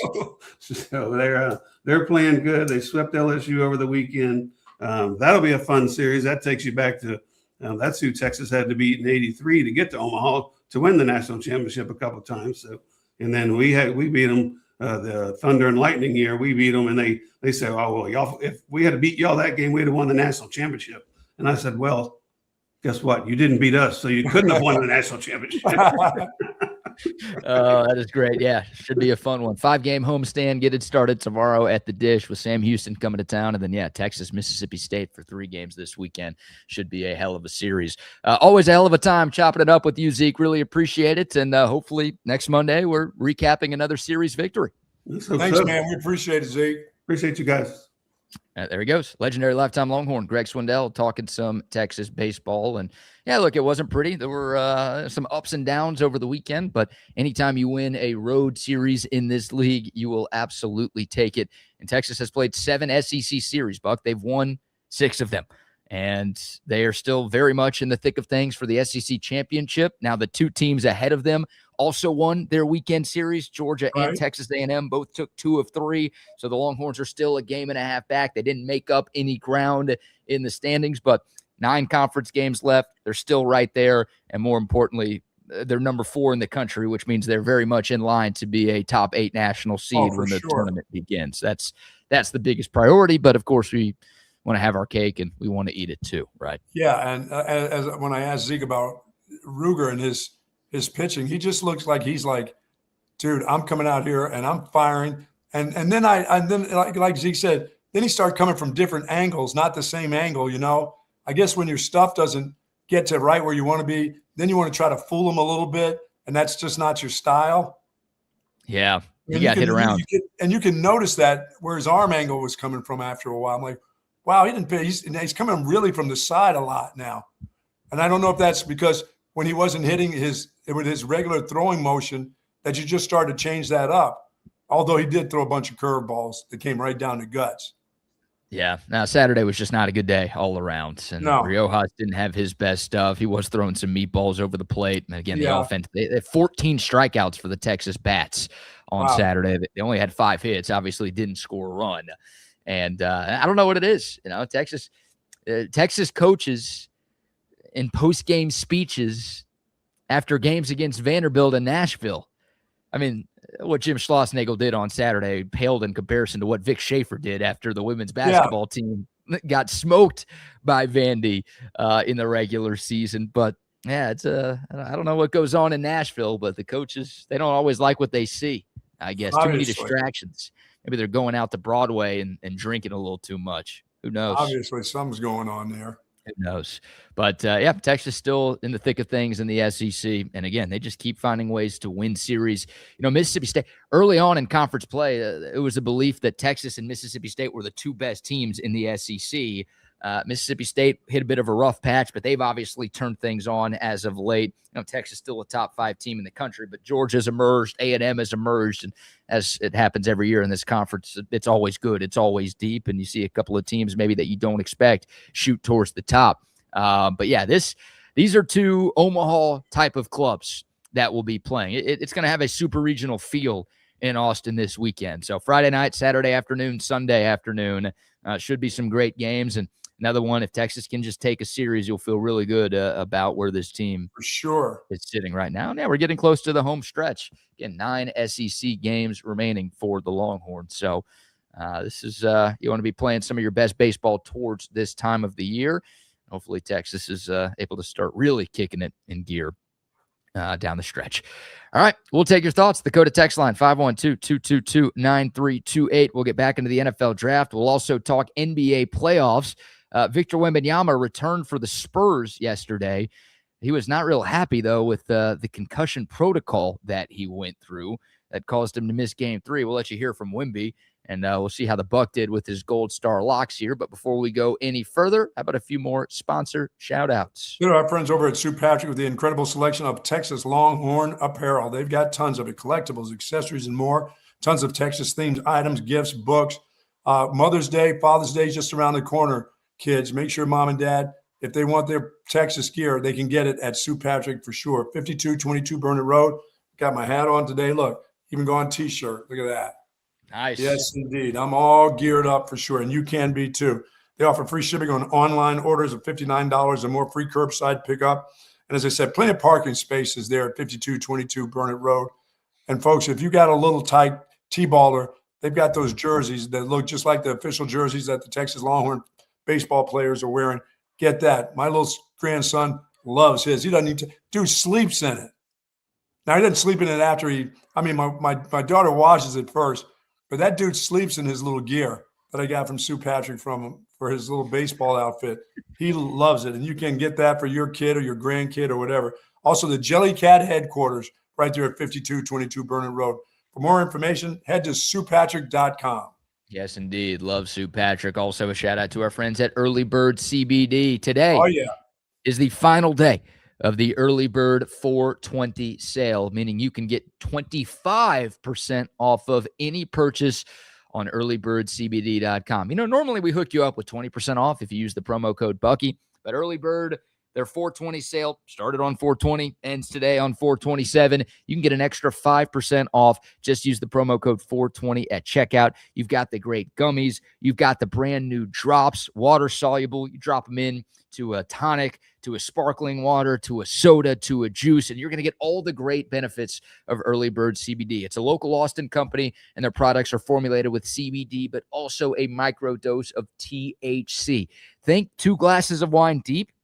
That's how you're going to feel after Early Bird CBD. But the best part, you drink a couple of glasses of wine the next morning, you're going to be feeling it a little bit. Head's going to be hurting. You're going to be groggy. And you're like, why did I do that last night? You don't have that with Early Bird CBD. You get that, take the edge off of feel good feeling.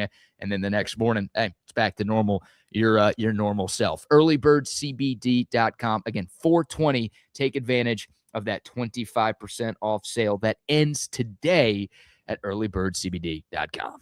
Our good friend, of course, Matt King, is about to take that 2,000-mile journey from Mexico to Canada in one mission, raise $1 million to give it directly to communities who need it the most. Now, he's going to meet these folks face-to-face along his route, and this isn't about just the thing that he's doing. It's just about the drive. It's about something that really matters, and that's giving back to people in communities that really need help. And he's doing that all the way from Mexico all the way to Canada. He's going to raise $1 million, but he's going to give $1 million away, folks. He's not keeping a cent. He doesn't want a cent. He wants to give it back to the community. So Matt King is doing something very, very special for not only the state of Texas, but for this country. And we appreciate you helping him along the way by going to, of course, therideproject.com. Just give whatever you can give. If it's a little, that's fine. If it's a lot, that's even better. But go to therideproject.com and give whatever you can so that he can help these folks out along the journey. And BK will be following him along the way, of course, and I will too. Streaming. Yeah, we'll be following on social media. Yeah, we're not going to be thank you very much. Yes, following along on our own bikes. I mean, neither of us own bikes, so it's not going to happen.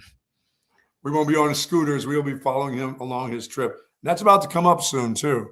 Absolutely. And we're going to talk to Matt later this week and just get a check-in on how his training and preparation have been coming along. Quick shout out to Sleep Cycle Centers, our guy, Dr. Chad. If you are a snorer or if your significant other is a snorer, reach out to Dr. Chad at Sleep Cycle Center, 2 Austin area locations, and he wants to make your sleeping problems go away forever. If you're a snorer, it's not just annoying to the person sleeping next to you. It could be the sign of a serious health problem. More than 22 million Americans have undiagnosed sleep apnea, and folks have lost their lives in their sleep because their breathing stops because of their snoring. NFL Hall of Famer Reggie White is one of them. Dr. Chad lost his own father in his sleep due to undiagnosed sleep apnea. It's why he is so passionate and committed to making sure that you don't have the same fate. SleepCycleCenters.com, free consultations for listeners of this show. Plus, you're going to get $100 off an at-home sleep study if you mention Bucky and BK. Again, 2 locations around the Austin area, one up north, 183 and Breaker, the other in Lakeway off of Highway 620. It is SleepCycleCenters.com. Sweet. All right. Where do you want to go next, Buck? Little NBA playoffs or some more NFL draft recap? Let's see if did I help the people out at all? You did not. But you didn't hurt the people. But I didn't help them. They don't care. They don't want a neutral standby guy. They're trying to make money. You were Switzerland over the weekend. Oh, gee. You had 6 Gold Star locks during Friday's show. You got 3 right. You got 3 wrong. Yeah, they don't like kissing sister stuff. They don't like that. No, they don't like kissing sister stuff. This isn't Arkansas or Alabama here, no, sir. Or West Virginia. No, we're not that deep in the SEC yet. We're not doing that kind of stuff. So you were still down 25,000 units. Before we get to your Gold Star locks for tonight's action, we'll talk about the 2 Texas NBA teams. The San Antonio Spurs, remember, they lose game 2. Obviously, they lose Victor Wembanyama to the concussion. And there were some folks, not a lot, but there were some folks around the country saying, oh, upset alert. All of a sudden, the series shifts to Portland. The Blazers now have home court advantage. We're not sure when Wemby's going to play. He ended up missing game 3, did return yesterday afternoon for game 4, but the Spurs just fine without Wemby on Friday night. And then they were down 15 at halftime yesterday and then just totally dominated Portland in the second half, outscoring the Blazers 73-35 in the second half to turn, again, it looked like they were maybe in store for a blowout loss. It turned out to be a blowout 21-point victory for San Antonio. Yeah, they turned the defense on. Yeah, now the Spurs return home tomorrow with a chance to close out the series in 5. I'm very confident in saying that is what's going to happen. Yeah, I believe that's what's going to happen too. Obviously, good to see Wemby back on the court. He a little bit of a sluggish start yesterday, but once he kicked it in gear, he was back to his normal self. 27 points, 11 rebounds, 7 blocks. Talked about the Spurs ratcheting it up on defense. I mean, that guy is the first unanimous defensive player of the year in NBA history. I don't like 4 blocks in the third quarter.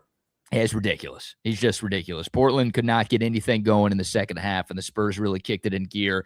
De'Aaron Fox led all players with 28 points. And, it was an impressive showing by San Antonio in both of those games. Victor Wembanyama was asked yesterday. So he spoke to the press for the first time since the concussion, right? Left game too early, didn't speak to the media after the game, didn't talk any time between games 2 and game 4. So yesterday was the public's first chance to really hear from Wemby about the concussion and about concussion protocol and getting back on the floor and this, that, and the other. Wemby didn't give a ton of details here, but this was a bit of an eyebrow raiser for me, and it got some people thinking a little bit. Here's Victor Wembanyama saying he was not real happy with the process that he had to go through to get back on the floor for game 4. I won't get into the details. I don't want it to become a distraction.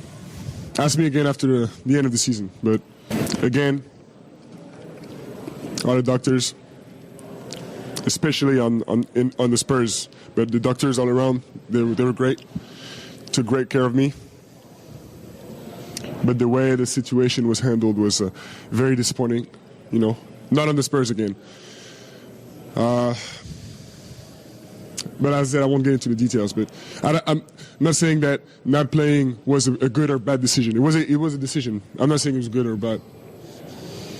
But the way the situation was handled, very disappointing. Yeah, he didn't get it.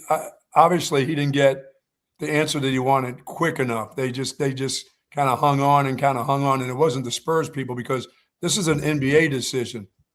Doctors are away from the Spurs and their protocol more so than the Spurs doctor. That's he's around them all the time, so they obviously didn't act fast enough.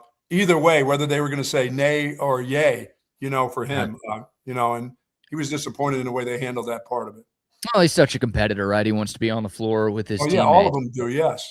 It didn't affect them. I mean, they won game 3 without him, and it was a strong fourth quarter. I mean, the Spurs were down, I think, 15 points in the third quarter of game 3.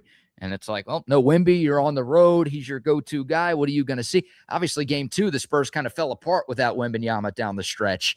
And yeah, it was I got a totally feeling different. BK, they treated him like he's not just the property of the Spurs. He's the NBA's property. And we're going to be very careful if we just say go in there and he gets dinged again. That doesn't hurt just the Spurs. That hurts all of the NBA. Yeah, and I wonder, CB asked a good question. I don't know if Wemby's going to get fined for that. I mean, again, he didn't give a lot of details. He wasn't super critical. He just said he wasn't real happy with the protocol. Yeah. And maybe he said after the season, I'll tell you exactly what happened, and we'll get some more insight on that. But I don't know. I'm glad Wemby's healthy. I'm glad he's fine. I get that he's frustrated. He probably felt like he was good to go on Friday, but he didn't end up playing. Right. Again, no harm, no foul. The Spurs are in a good spot. They still won that game, and now they're about to close out this series tomorrow. Yeah, I mean, he's their star player right now. They're going to be very careful on whether they put him back in there and they lose him for the series. That hurts the whole NBA. That how that goes. Well, the Spurs don't make decisions based on that. Well, I'm not talking to Spurs. I'm talking about the NBA doctors, those folks. Well, the protocol is supposed to be the same for everybody. So if they are, maybe you're right. If they are giving a different kind of treatment to Wembanyama, like, long term, we got to make sure this guy doesn't, get another concussion real. Sure, I got to believe that. Treating it, and that's you can't do that. Like, it's going against your own rules. But I don't, I think if I'm the Spurs, I probably would have held them out anyways for that game 3. Just it's Portland. We're better than this. We won without him. Yeah. So I don't know. He's back. I don't think there's too much of a story here. He's fine. No. And he was really good yesterday. And the Spurs in a great spot to advance to round 2. The Rockets kept their season alive yesterday. So they went 1-1 over the weekend. They dropped game 3 in overtime. I mean, a heartbreaker, a total choke job by Houston on Friday. Kevin Durant did not play. He also did not play yesterday, so he's only played one of the first 4 games of this series, dealing with some sort of knee injury. It was an ankle. Now it's a knee. I'm not entirely sure. I don't know if anyone's entirely sure what's going on. But the Rockets had a 6-point lead with 30 seconds left and the basketball in game 3 on Friday. And Jabari Smith throws a ridiculous pass, turns into a turnover. Then Marcus Smart gets fouled by Jayshawn Tate. Horrible foul. He makes all 3 free throws. But the Rockets, they're still up 3. They still have the ball, and the Lakers probably need to foul, and they're going to play the free throw game. Instead, LeBron makes an incredible defensive play, tipping the ball away from Reed Shepherd. Lakers get it back. LeBron ends up hitting a 3, and we go to overtime, and the Lakers get the win. And I know the Rockets won game 4, but it's never happened in NBA history where a team has overcome a 3-0 deficit to win a series. I can't imagine this Rockets team, especially with the uncertainty of Kevin Durant, whether or not he's going to play. I can't imagine they're going to be the first team to get that done. Yeah, that was the first time that LeBron looked a little tired in the series. He looked tired. I mean, LeBron was terrible yesterday. That dude's old, and he can try to keep it up, but boy, he looked a little tired. Yeah, he was 2 for 9 last night, 10 points, 8 turnovers. Yeah, he had a couple right at the basket, like kind of little layups that went spinning off the other way. I'm like, wow, that dude looks That dude looks old today. Yeah. Well, some of these, you get 2 days off in between games in Right. some of these series. You didn't get that, right? They played Friday and they played Sunday. And I know LeBron's in better shape than just about any other 42-year-old on the planet, Sure. but he still would like the extra rest. And obviously did not get that. But they do get an extra day because Game 5 in LA is not until Wednesday. So 2 days off in that Rockets-Lakers series. The Rockets have been favored in all 4 games, and they're down 3-1. The Lakers are early favorites for Game 5 on Wednesday night. Again, we're not sure if Kevin Durant is going to play, but the Rockets are going to have some serious questions to answer if they lose this series to a Luka and Austin Reeves-less Lakers squad. For sure. With the KD situation and him missing 3 of the first 4 games. Other big storyline in the NBA, the Wolves, the 6th seed in the West, are up 3-1 over Denver. And the winner of that series is going to play the winner of the Spurs-Blazers series, San Antonio, in round 2. So obviously Spurs fans paying a lot of attention to that one. The Wolves seemingly in the driver's seat, but in that Game 4 win, they lose Dante DiVincenzo to a torn Achilles, and they lost Anthony Edwards as well. It looked like Ant tore his ACL. Thankfully, it's not that, but they've already said he's going to miss weeks. It looks like he's got a sprained knee. Yeah, it's like a hyperextension and a sprain. And it's, it could have been a lot worse for Minnesota. Yes. But I don't know. I mean, look, Minnesota still has to win a 4th game. Now Denver may be feeling better about their chances. They've obviously have to win 3 in a row to advance now. But if it is Minnesota, you don't want to root for an injury, but that helps the Spurs' path a little bit, that 2 of their key guys, and obviously their best player with Ant-Man on the shelf right now. Yeah, you don't know how long that can be. That thing could be anywhere from a week to a month, if that knee is sprained. That's not easy to come back from. He's not an offensive lineman. It's got to take a little big. I mean, he's doing crossovers and everything out, and the way that guy plays. Yeah. Yeah, and Shams Charania reported yesterday that it's a bone bruise and a hyperextension in his left knee, and he's expected to miss multiple weeks. So avoided any ligament damage, which obviously is good news, but he will miss time. He's definitely not coming back for the remainder of this Denver series. And if Minnesota does move on to take on San Antonio in round 2, at least early on. Yeah, that's questionable there too. Yeah, I'd say at least early on we won't see Ant-Man at all. And then whether or not he shows up in the series to be determined. But potential break there for the Spurs. Not that their fans wanted that or anything like that. But, it's a battle of attrition in these playoffs. Stuff happens. It happens. So there you go. There's what happened in the NBA. Now I'm curious, and the people are curious, Buck, if you have any gold star locks in either the association or the National Hockey League for tonight's action. Stars are playing tonight, aren't they? The Stars are not playing tonight. Oh. You've got your Flyers back in action tonight. Are they up? Are the Flyers up 3-1? They're up 3-1. They were up 3-0 with a chance to close it out at home in Game 4. They lost. So now the series shifts back to Pittsburgh. What is that, Western PA? Yeah, that's almost in West Virginia. So, yeah, I'm going to go ahead and take – they just had the draft there in Pittsburgh. Everybody's excited. I'll take Pittsburgh for 100,000 unit play tonight. Wow, betting against your own team again. Yes. I think you're like 0-3 betting against the Flyers so far. Yeah, but that's an easy win. We're back in the money now. Okay, and then your other hockey game. Surprised you're starting with the NHL tonight.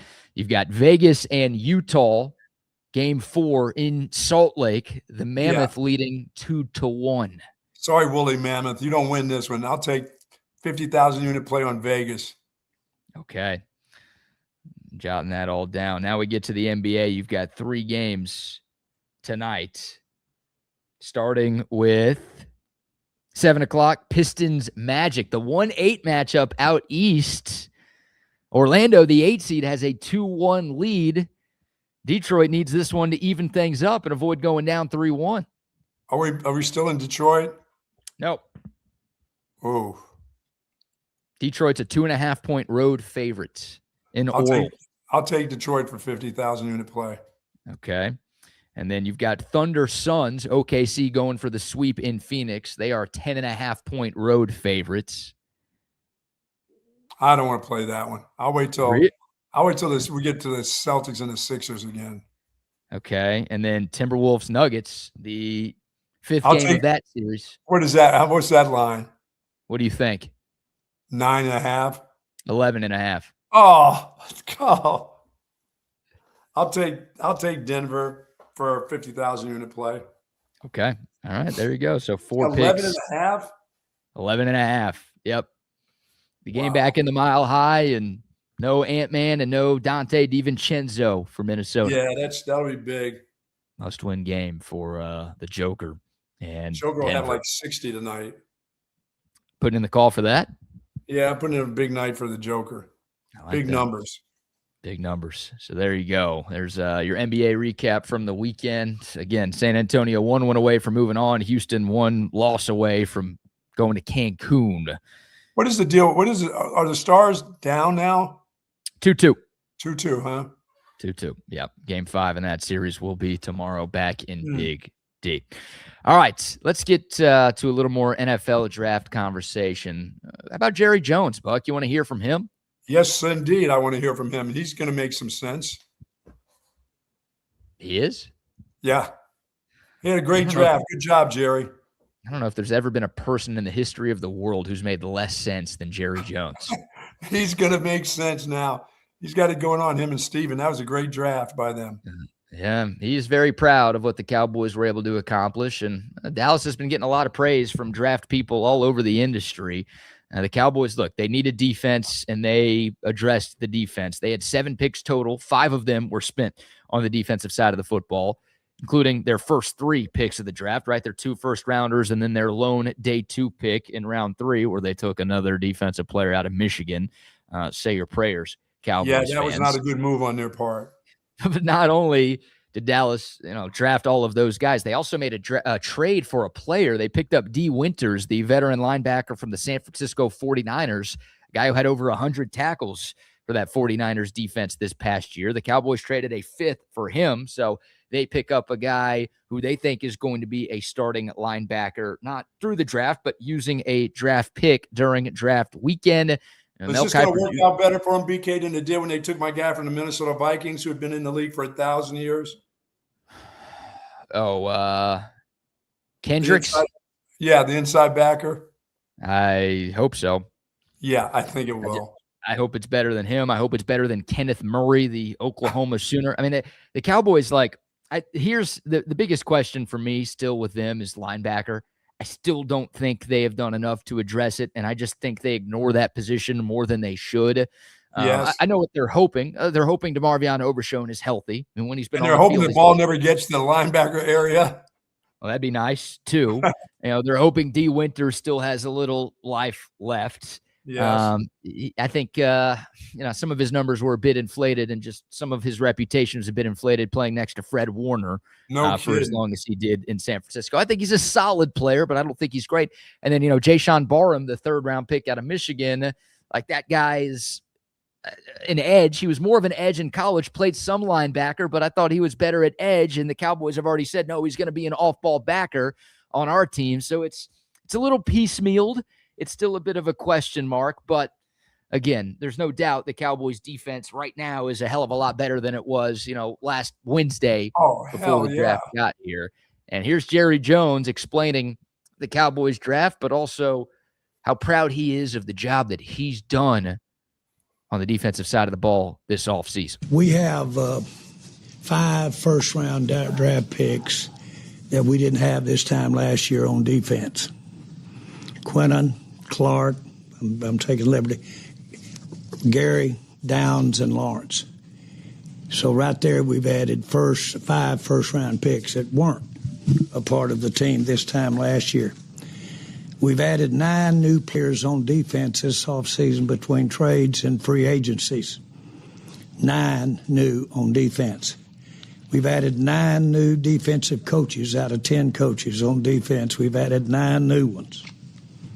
We not only that, and Coach could speak to that if you want any of it, but we have changed the concept of what we're doing defensively.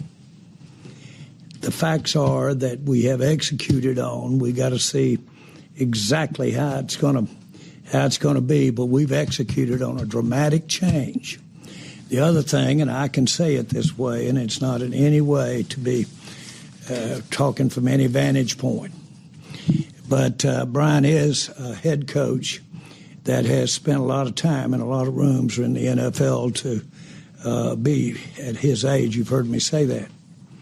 But he is absolutely, after that year we had last year on defense, he has absolutely had to just tunnel vision, burn a hole in from the standpoint of interviewing all the coaches that we hired, from the standpoint of looking at the schemes and seeing their ideas about the schemes. He has gone through a doctor's degree from Harvard in terms of at least putting this in place so that we can now go coach them up and execute. Whatever. He's the head coach. He better make sure that the defense is good. He had a great offense. He's had a great offense. That's a part of his job. He doesn't just coach the offense, Jerry. He's the head coach of the entire team. He better have a degree with that defense that he had, that piece of crap that they rolled out there last year. Yeah, I did cut out the last minute of that clip because okay, you're right. You're right. He is just babbling away again. Kept rambling and rambling. And hey, I was curious what shot he did in the offseason. Apparently, he went to Harvard and got a doctorate degree. Yeah, really good. So we're going to start having to call him Dr. Shotty on the show this year. Yeah. And look, Jerry Jones, I mean, the beginning of that, he wants you to know that he did what you wanted him to do.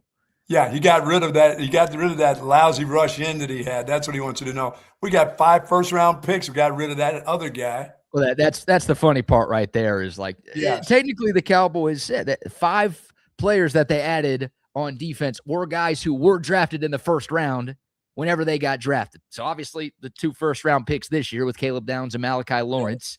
Quinnen Williams was a first-round draft pick that the Cowboys traded for midway through last season. Rashawn Gary was a first-round draft pick that the Cowboys traded for in the offseason.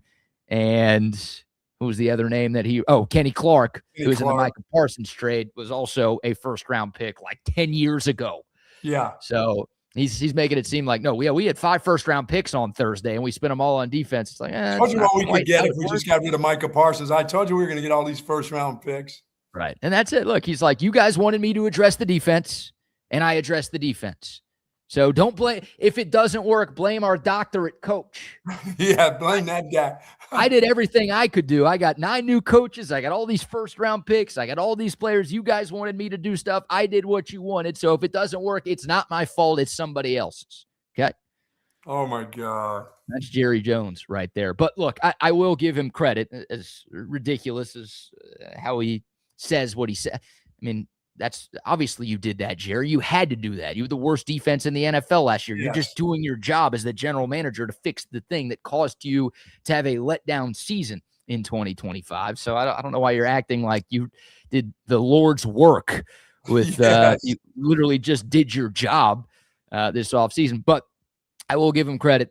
They did a lot. I think they could have done more in free agency, but I wanted them to go heavy on defense in the draft. They did that. They did address, the defensive line. They brought in a few different edge rushers. They brought in linebackers. They obviously addressed the secondary. And I think the biggest change was getting rid of Matt Eberflus and bringing in Christian Parker to help coach up that defense. So is it all of a sudden one of the most talented defenses in football? Probably not. But is it a hell of a lot better on paper than what it was at this time last year? Yeah, absolutely. There's no doubt about that. Yeah, I mean, there's a couple more wins right there because of the defense. It's going to help out because the offense is still going to be spectacular. So that's it. That's the thing. The Cowboys defense doesn't have to be elite. They just have to be, middle of the pack for them to make just playoffs. Can't be lousy. Yeah, if the offense is, I don't know if they're going to be as good as they were. Like, if Dak stays healthy, I think he'll be Dak. I think CD will be CD. If George Pickens is still on the team, obviously a big headline from the draft is that he did not get traded, and he signed his franchise tag. So as of now, he will be on the Cowboys next year, playing for a contract. So maybe he'll be extra motivated to have a strong season. The one part of the Cowboys offense that I'm not as sure is going to be as good as it was last year is the run game.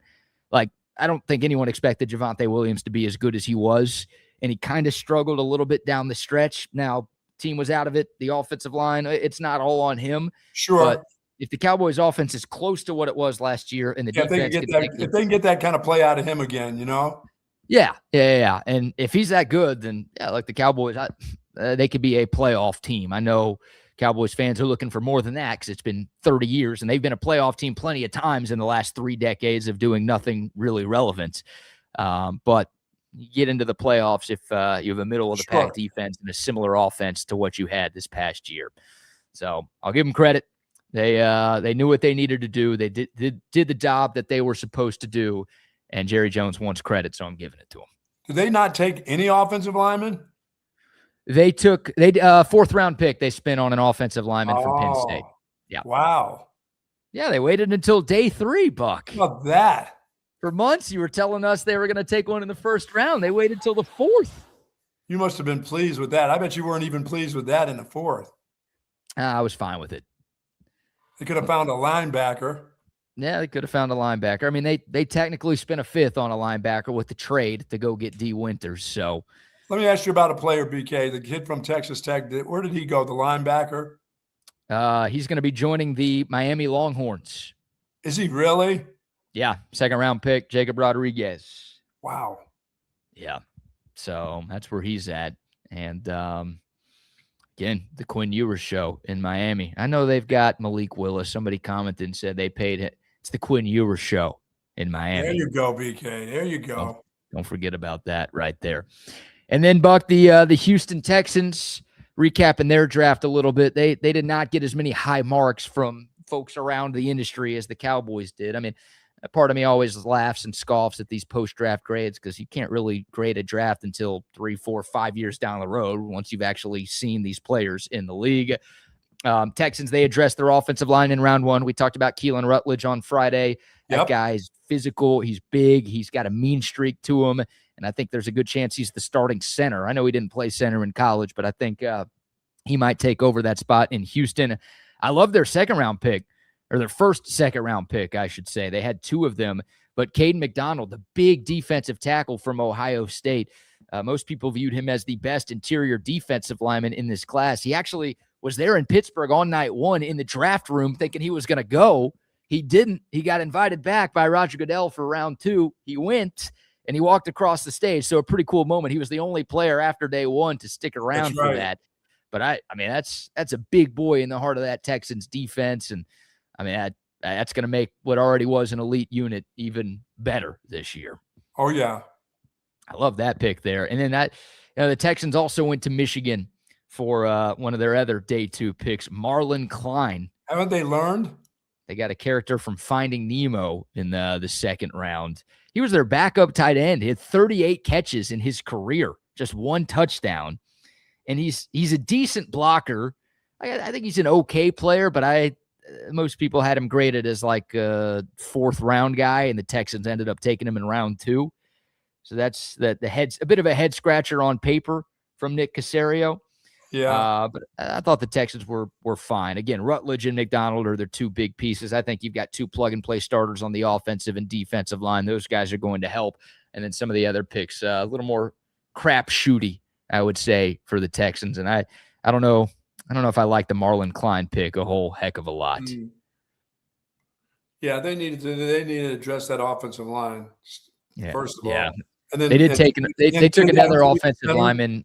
Yeah, they took a guard out of Oklahoma in the 4th round. So they did draft multiple offensive linemen. And again, they went out in free agency and brought in a couple of offensive linemen as well. Right. So they've done a solid job. Again, I mean, it's reshuffling the deck, and I don't like doing that as often as the Texans have done in recent years. But I guess Nick Caserio's thought is, why would I want to keep guys on a bad offensive line? Let's just start this whole thing over. We can get rid of Laramie Tunsil. We can get rid of Titus Howard. Like, they might be the better players on the O-line, but our O-line's not good. So let's just kind of break this thing up and see if we can piecemeal something different that's going to be more effective. They've tried it a few times. Hasn't always worked. They're trying it again. Jury's still out. Well, it's got to work for the quarterback this year. It's got to work for the quarterback this year. And the run game will obviously help the quarterback. So hopefully the offensive line can do a better job of creating some holes for David Montgomery and Woody Marks and company. Sure. No running backs drafted by the Texans. A little surprised they didn't take a flyer on a day 3 guy, but they did not take a running back. Any other headlines, storylines, surprise picks, draft things? Where did Penn State Singletary end up going? Singleton? Third round? I don't know. I don't have that off the top of my head. Nicholas Singleton is his name. I think the running back who you're talking about? Yeah, Singleton. He went to Tennessee in round 5. Or Tennessee did okay. Because they took a average Well, Penn State running back? They just did. I think they did okay. I think they're trying to surround, with their young quarterback with some decent players. Yeah, the other Penn State running back, Katron Allen, went in the 6th round to the Commanders. Yeah, way to stay in there. Way to stick around Penn State for that extra year. You just never know. I mean, we had the conversation talking about Jack injuries earlier. Like, injuries fell to the 7th round, and it's like, well, if he just came back to school for one more season, he probably could have improved his draft stock. Sometimes you do that, you think it's going to work, and then you're the 2 Penn State running backs. Oh my God, you're right. I mean, both of those guys who got drafted higher, if they'd have come out when they should have come out, sticking around there with James Franklin another year did not help them. No, it did not. Penn State, not a lot of good happened at Penn State last year. No. Couldn't happen to a nicer program, though. Very clean, no bad history, no reason to dislike anything that they do, right? It's too bad. Too bad. Too bad. So sad. All right. We'll take your thoughts. The Dakota text line, 512-222-9328. We'll get to the BBK news here in a moment. Very interesting arrest story that we have to talk about. Do you have some disturbing news that has followed you? Some disturbing news. A little game of Guess That State that we'll play. And also, an Austin institution is closing its doors, which is very sad. We'll get to those stories in a moment. But first, how about a few more sponsor shout-outs? So our friends over at my air conditioner just clicked on right here, Woods Comfort Systems. And over the next 2 days, folks, that air conditioning is going to come over because, hey, it's 93, but seems like a hundy. Yeah, that air conditioner needs to cut on. It is humid and nasty, and it's going to be for the next 24 to 48 hours. Then it's going to cool off again, BK. And I don't know if you're going to get your heater to click on. Maybe just have to open up a couple windows. It should be nice. But Woods Comfort Systems, they've been in business for 70 years in Central Texas. And, folks, they do air conditioning and heating like nobody's business. But they also do plumbing, indoor and outdoor plumbing. They will help you. If you have a problem, do not attempt to do this on your own. Be like BK. Make the phone call. Don't go in there and get the big wrench out and start moving things underneath the sink. Let Woods Comfort Systems do that. Let their technicians come out and get the job done. 70 years in Central Texas. Woods Comfort Systems. Nobody does it better. No, they don't. WoodsComfortSystems.com or give them a call, 512-842-5066. And we were talking about the storms early in the show. Yeah. If your home got hit by the storms over the weekend, Qualis Roofing and Construction, they also have a team up in the Metroplex. So if you're up in the Metroplex and your roof took it on the chin a little bit. They're going to be replacing houses up there. Yeah, reach out to Qualis Roofing and Construction. They are the very best in the business. More than 700 5-star reviews online. They do residential, they do commercial. So if something's wrong with your roof, or hey, you just haven't gotten it inspected in a while and you want to make sure that nothing is wrong with your roof, the insurance companies recommend that you get it checked out twice a year. Qualis is like, we love you. We don't love you that much. We don't need to come to your place twice a year. Just have us out once. We'll do it for free. We'll also buy you a free Longhorn t-shirt from Sue Patrick if you have us one out. Of these bad boys. Exactly. And it's that simple. There's no pressure. These are great people, guys that I enjoy hanging out with. And again, they do incredibly quality work. A+ rated by the BBB. Again, all of those 5-star reviews online. QualisGC.com is their website, or you can give them a call, 512-257-0033 for more information. All right. Anything happened at the wedding? Anything good? Somebody made a fool of themselves. Who did? Which one of your friends did something? Somebody had to do something in the Kansas City area, didn't they? So this was not a friend's wedding. Okay. So that makes it even easier to squeal on them. This was a girlfriend's cousin wedding. Oh, that's even better.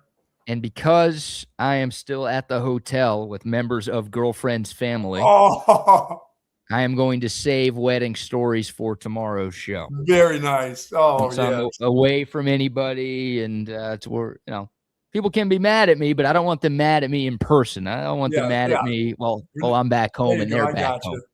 So I have a couple of stories to get into from the Sunday night wedding. Sunday nighter. Which is why I am still here in Kansas City today. There you go. But we get to the BBK news here to wrap up a Monday show. We'll start with an Austin institution closing shop after 141 years in business. The iconic Lamb's Candies is shutting down completely after operating under the same. What? This is for good. This is not one of those where they disappear for a month or two, or then they. Sounds like it's for good, huh? Well, a sign on Lamb's Candies Round Rock store gave customers the news, which started to spread widely on social media over the weekend. The Round Rock store closed on April 24th. Their flagship location on Airport Boulevard will remain a bit longer, their words, though a timeline for when it will shutter was not displayed. So there's no official closing date for the airport location, but the Round Rock location has officially closed its doors. They said that changing market conditions and long-term sustainability were reasons for its decision. I love I used to love for Lambs, the little turtles with the little nuts in them, because I like these nuts. They have chocolate with the little nuts on the inside. Those are delicious. What do they call those? Called little turtles or something? I think so. And they sold, our friends at Sue Patrick sell a lot of Lamb's Candies, right? They do a lot of Longhorn shapes and styles. And got to get Mother's Day. Mother loves candy. She loves a little chocolate. 141 years. They've been around for almost as long as you've been alive, sir. Just about close. And they had 5 stores at one point. They closed their Barton Creek Mall location in 2021. They closed one on Anderson Lane shortly after that, and now they're down to just one on Airport. They started in 1878 on Congress Avenue, and they were rebranded as Lamb's Candies in 1885. 5 generations of Lamb family have run the business. We need to go find some Lamb signs. Those things will be. Got to get it. Yeah, got to get that. Got to go in there and get some memorabilia. Yeah, and the Airport Boulevard, I might go and get me some before it's too late. Or maybe Sue Patrick, I'll go buy out their selection. Yeah, man. Before it's too late. So there you go. And now we got one more story to wrap up the show. Probably should have given us more time to talk about this, but we'll get to it here. It's a little guess that state for you, Buck. Okay. Woman throws dynamite at sleeping boyfriend, and his hand is blown off trying to save himself. I'm going to say that sounds... Hold on. Let me give you some details here first. Okay. Just before you make your decision. A deranged blank, that's the location, blank, woman is facing up to 25 years behind bars for tossing a homemade dynamite stick at her sleeping boyfriend, whose hand was blown off as he tried to get rid of the explosive, according to officials. Kiana Waddell, 35, was found guilty this past Friday on charges stemming from a March 2024 incident. I don't know why it took so long to get her charged, or found guilty, I should say. But an incident that happened in March 2024 that turned violent. The two got into an explosive argument, and it turned into... Explosive. I like the way you use that. That's good. She had threatened to use the dynamite against her then boyfriend multiple times in the months leading up to the incident, but he never expected his lover to actually follow through on the threats. And the pair both left the unidentified victim's apartment after an argument in March, but he eventually returned and went to sleep by himself. And then she came back and threw the explosive device into his room. The boyfriend woke up a little later hearing a hissing sound, and then he saw a flame on the floor that he couldn't put out as time ticked away. He tried to pick it up and toss it outside, but the makeshift bomb exploded and blew apart most of his hand. Oh. They're not going to be able to reconcile, I don't believe. I think it's an ex situation now.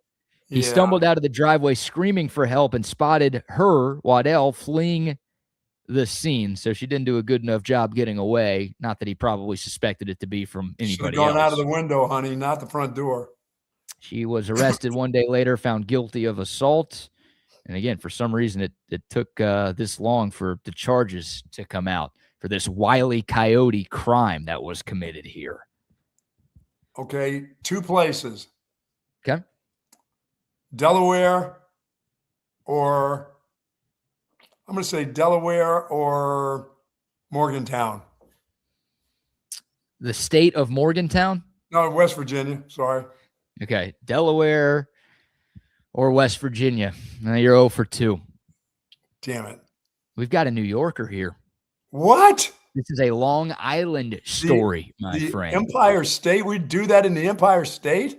Well, Long Island woman throws dynamite at sleeping boyfriend and his hand is blown off trying to save himself. Ooh. There's a picture, a mugshot of the woman. That's just Wile E. Coyote right there. Wow. New York. Yeah, that's so make sure you treat your significant other well, because you never know who's making dynamite in their spare time. Yeah, really. Handmade, Grenade? homemade dynamite. I don't even know how you do that. How do you do that? I don't know. Got to look into that. Let's talk to Wags. Wags will be able to tell you. Wags has the real stuff. He can get the Yes. military grade. You don't He need brought the some back homemade with stuff. him. He Yeah, brought exactly. it back with him. That's a guy you don't want to mess with right there. Man. But yeah, that's got to be, that's one of the worst ways I could imagine waking up is you see a flame on the floor, you hear a hissing sound, and you see a stick of dynamite in your room, and you're like, I mean, what do you do? Do you run, or do you try to do what this guy did and pick it up and throw it? I ain't picking it up, that's for sure. No, it didn't Hey, work. listen, I ain't picking it up, and I'm not diving on top of it. No, I think I'm running. I'm running as fast and as far as yeah. I can, and hoping that it's not strong enough to completely blow up the entire place so I can make it out alive. No, I'm not throwing the mattress on it and laying on top of the mattress. I'm not getting blown up into the roof either. No thanks. That is crazy. Long Island, the Long Island ladies. Wow, the ladies of Long Island are at it again. I'll tell you what. So there you go. That will do it for a Monday show and a Monday BBK news. And take care of your significant other so your hand doesn't get Jason Pierre pulled tonight. Yes, mine will be back in town. She's been gone seeing her mom, so I'm looking forward to seeing her tomorrow. It's a long time it's been a long time by myself here. What, are you scared?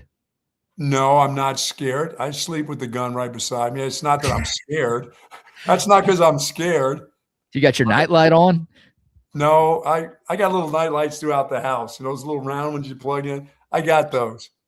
Sounds scared to me. No, I'm not as scared. I'm not a scaredy cat. I got dogs and guns. I'm fine. All right.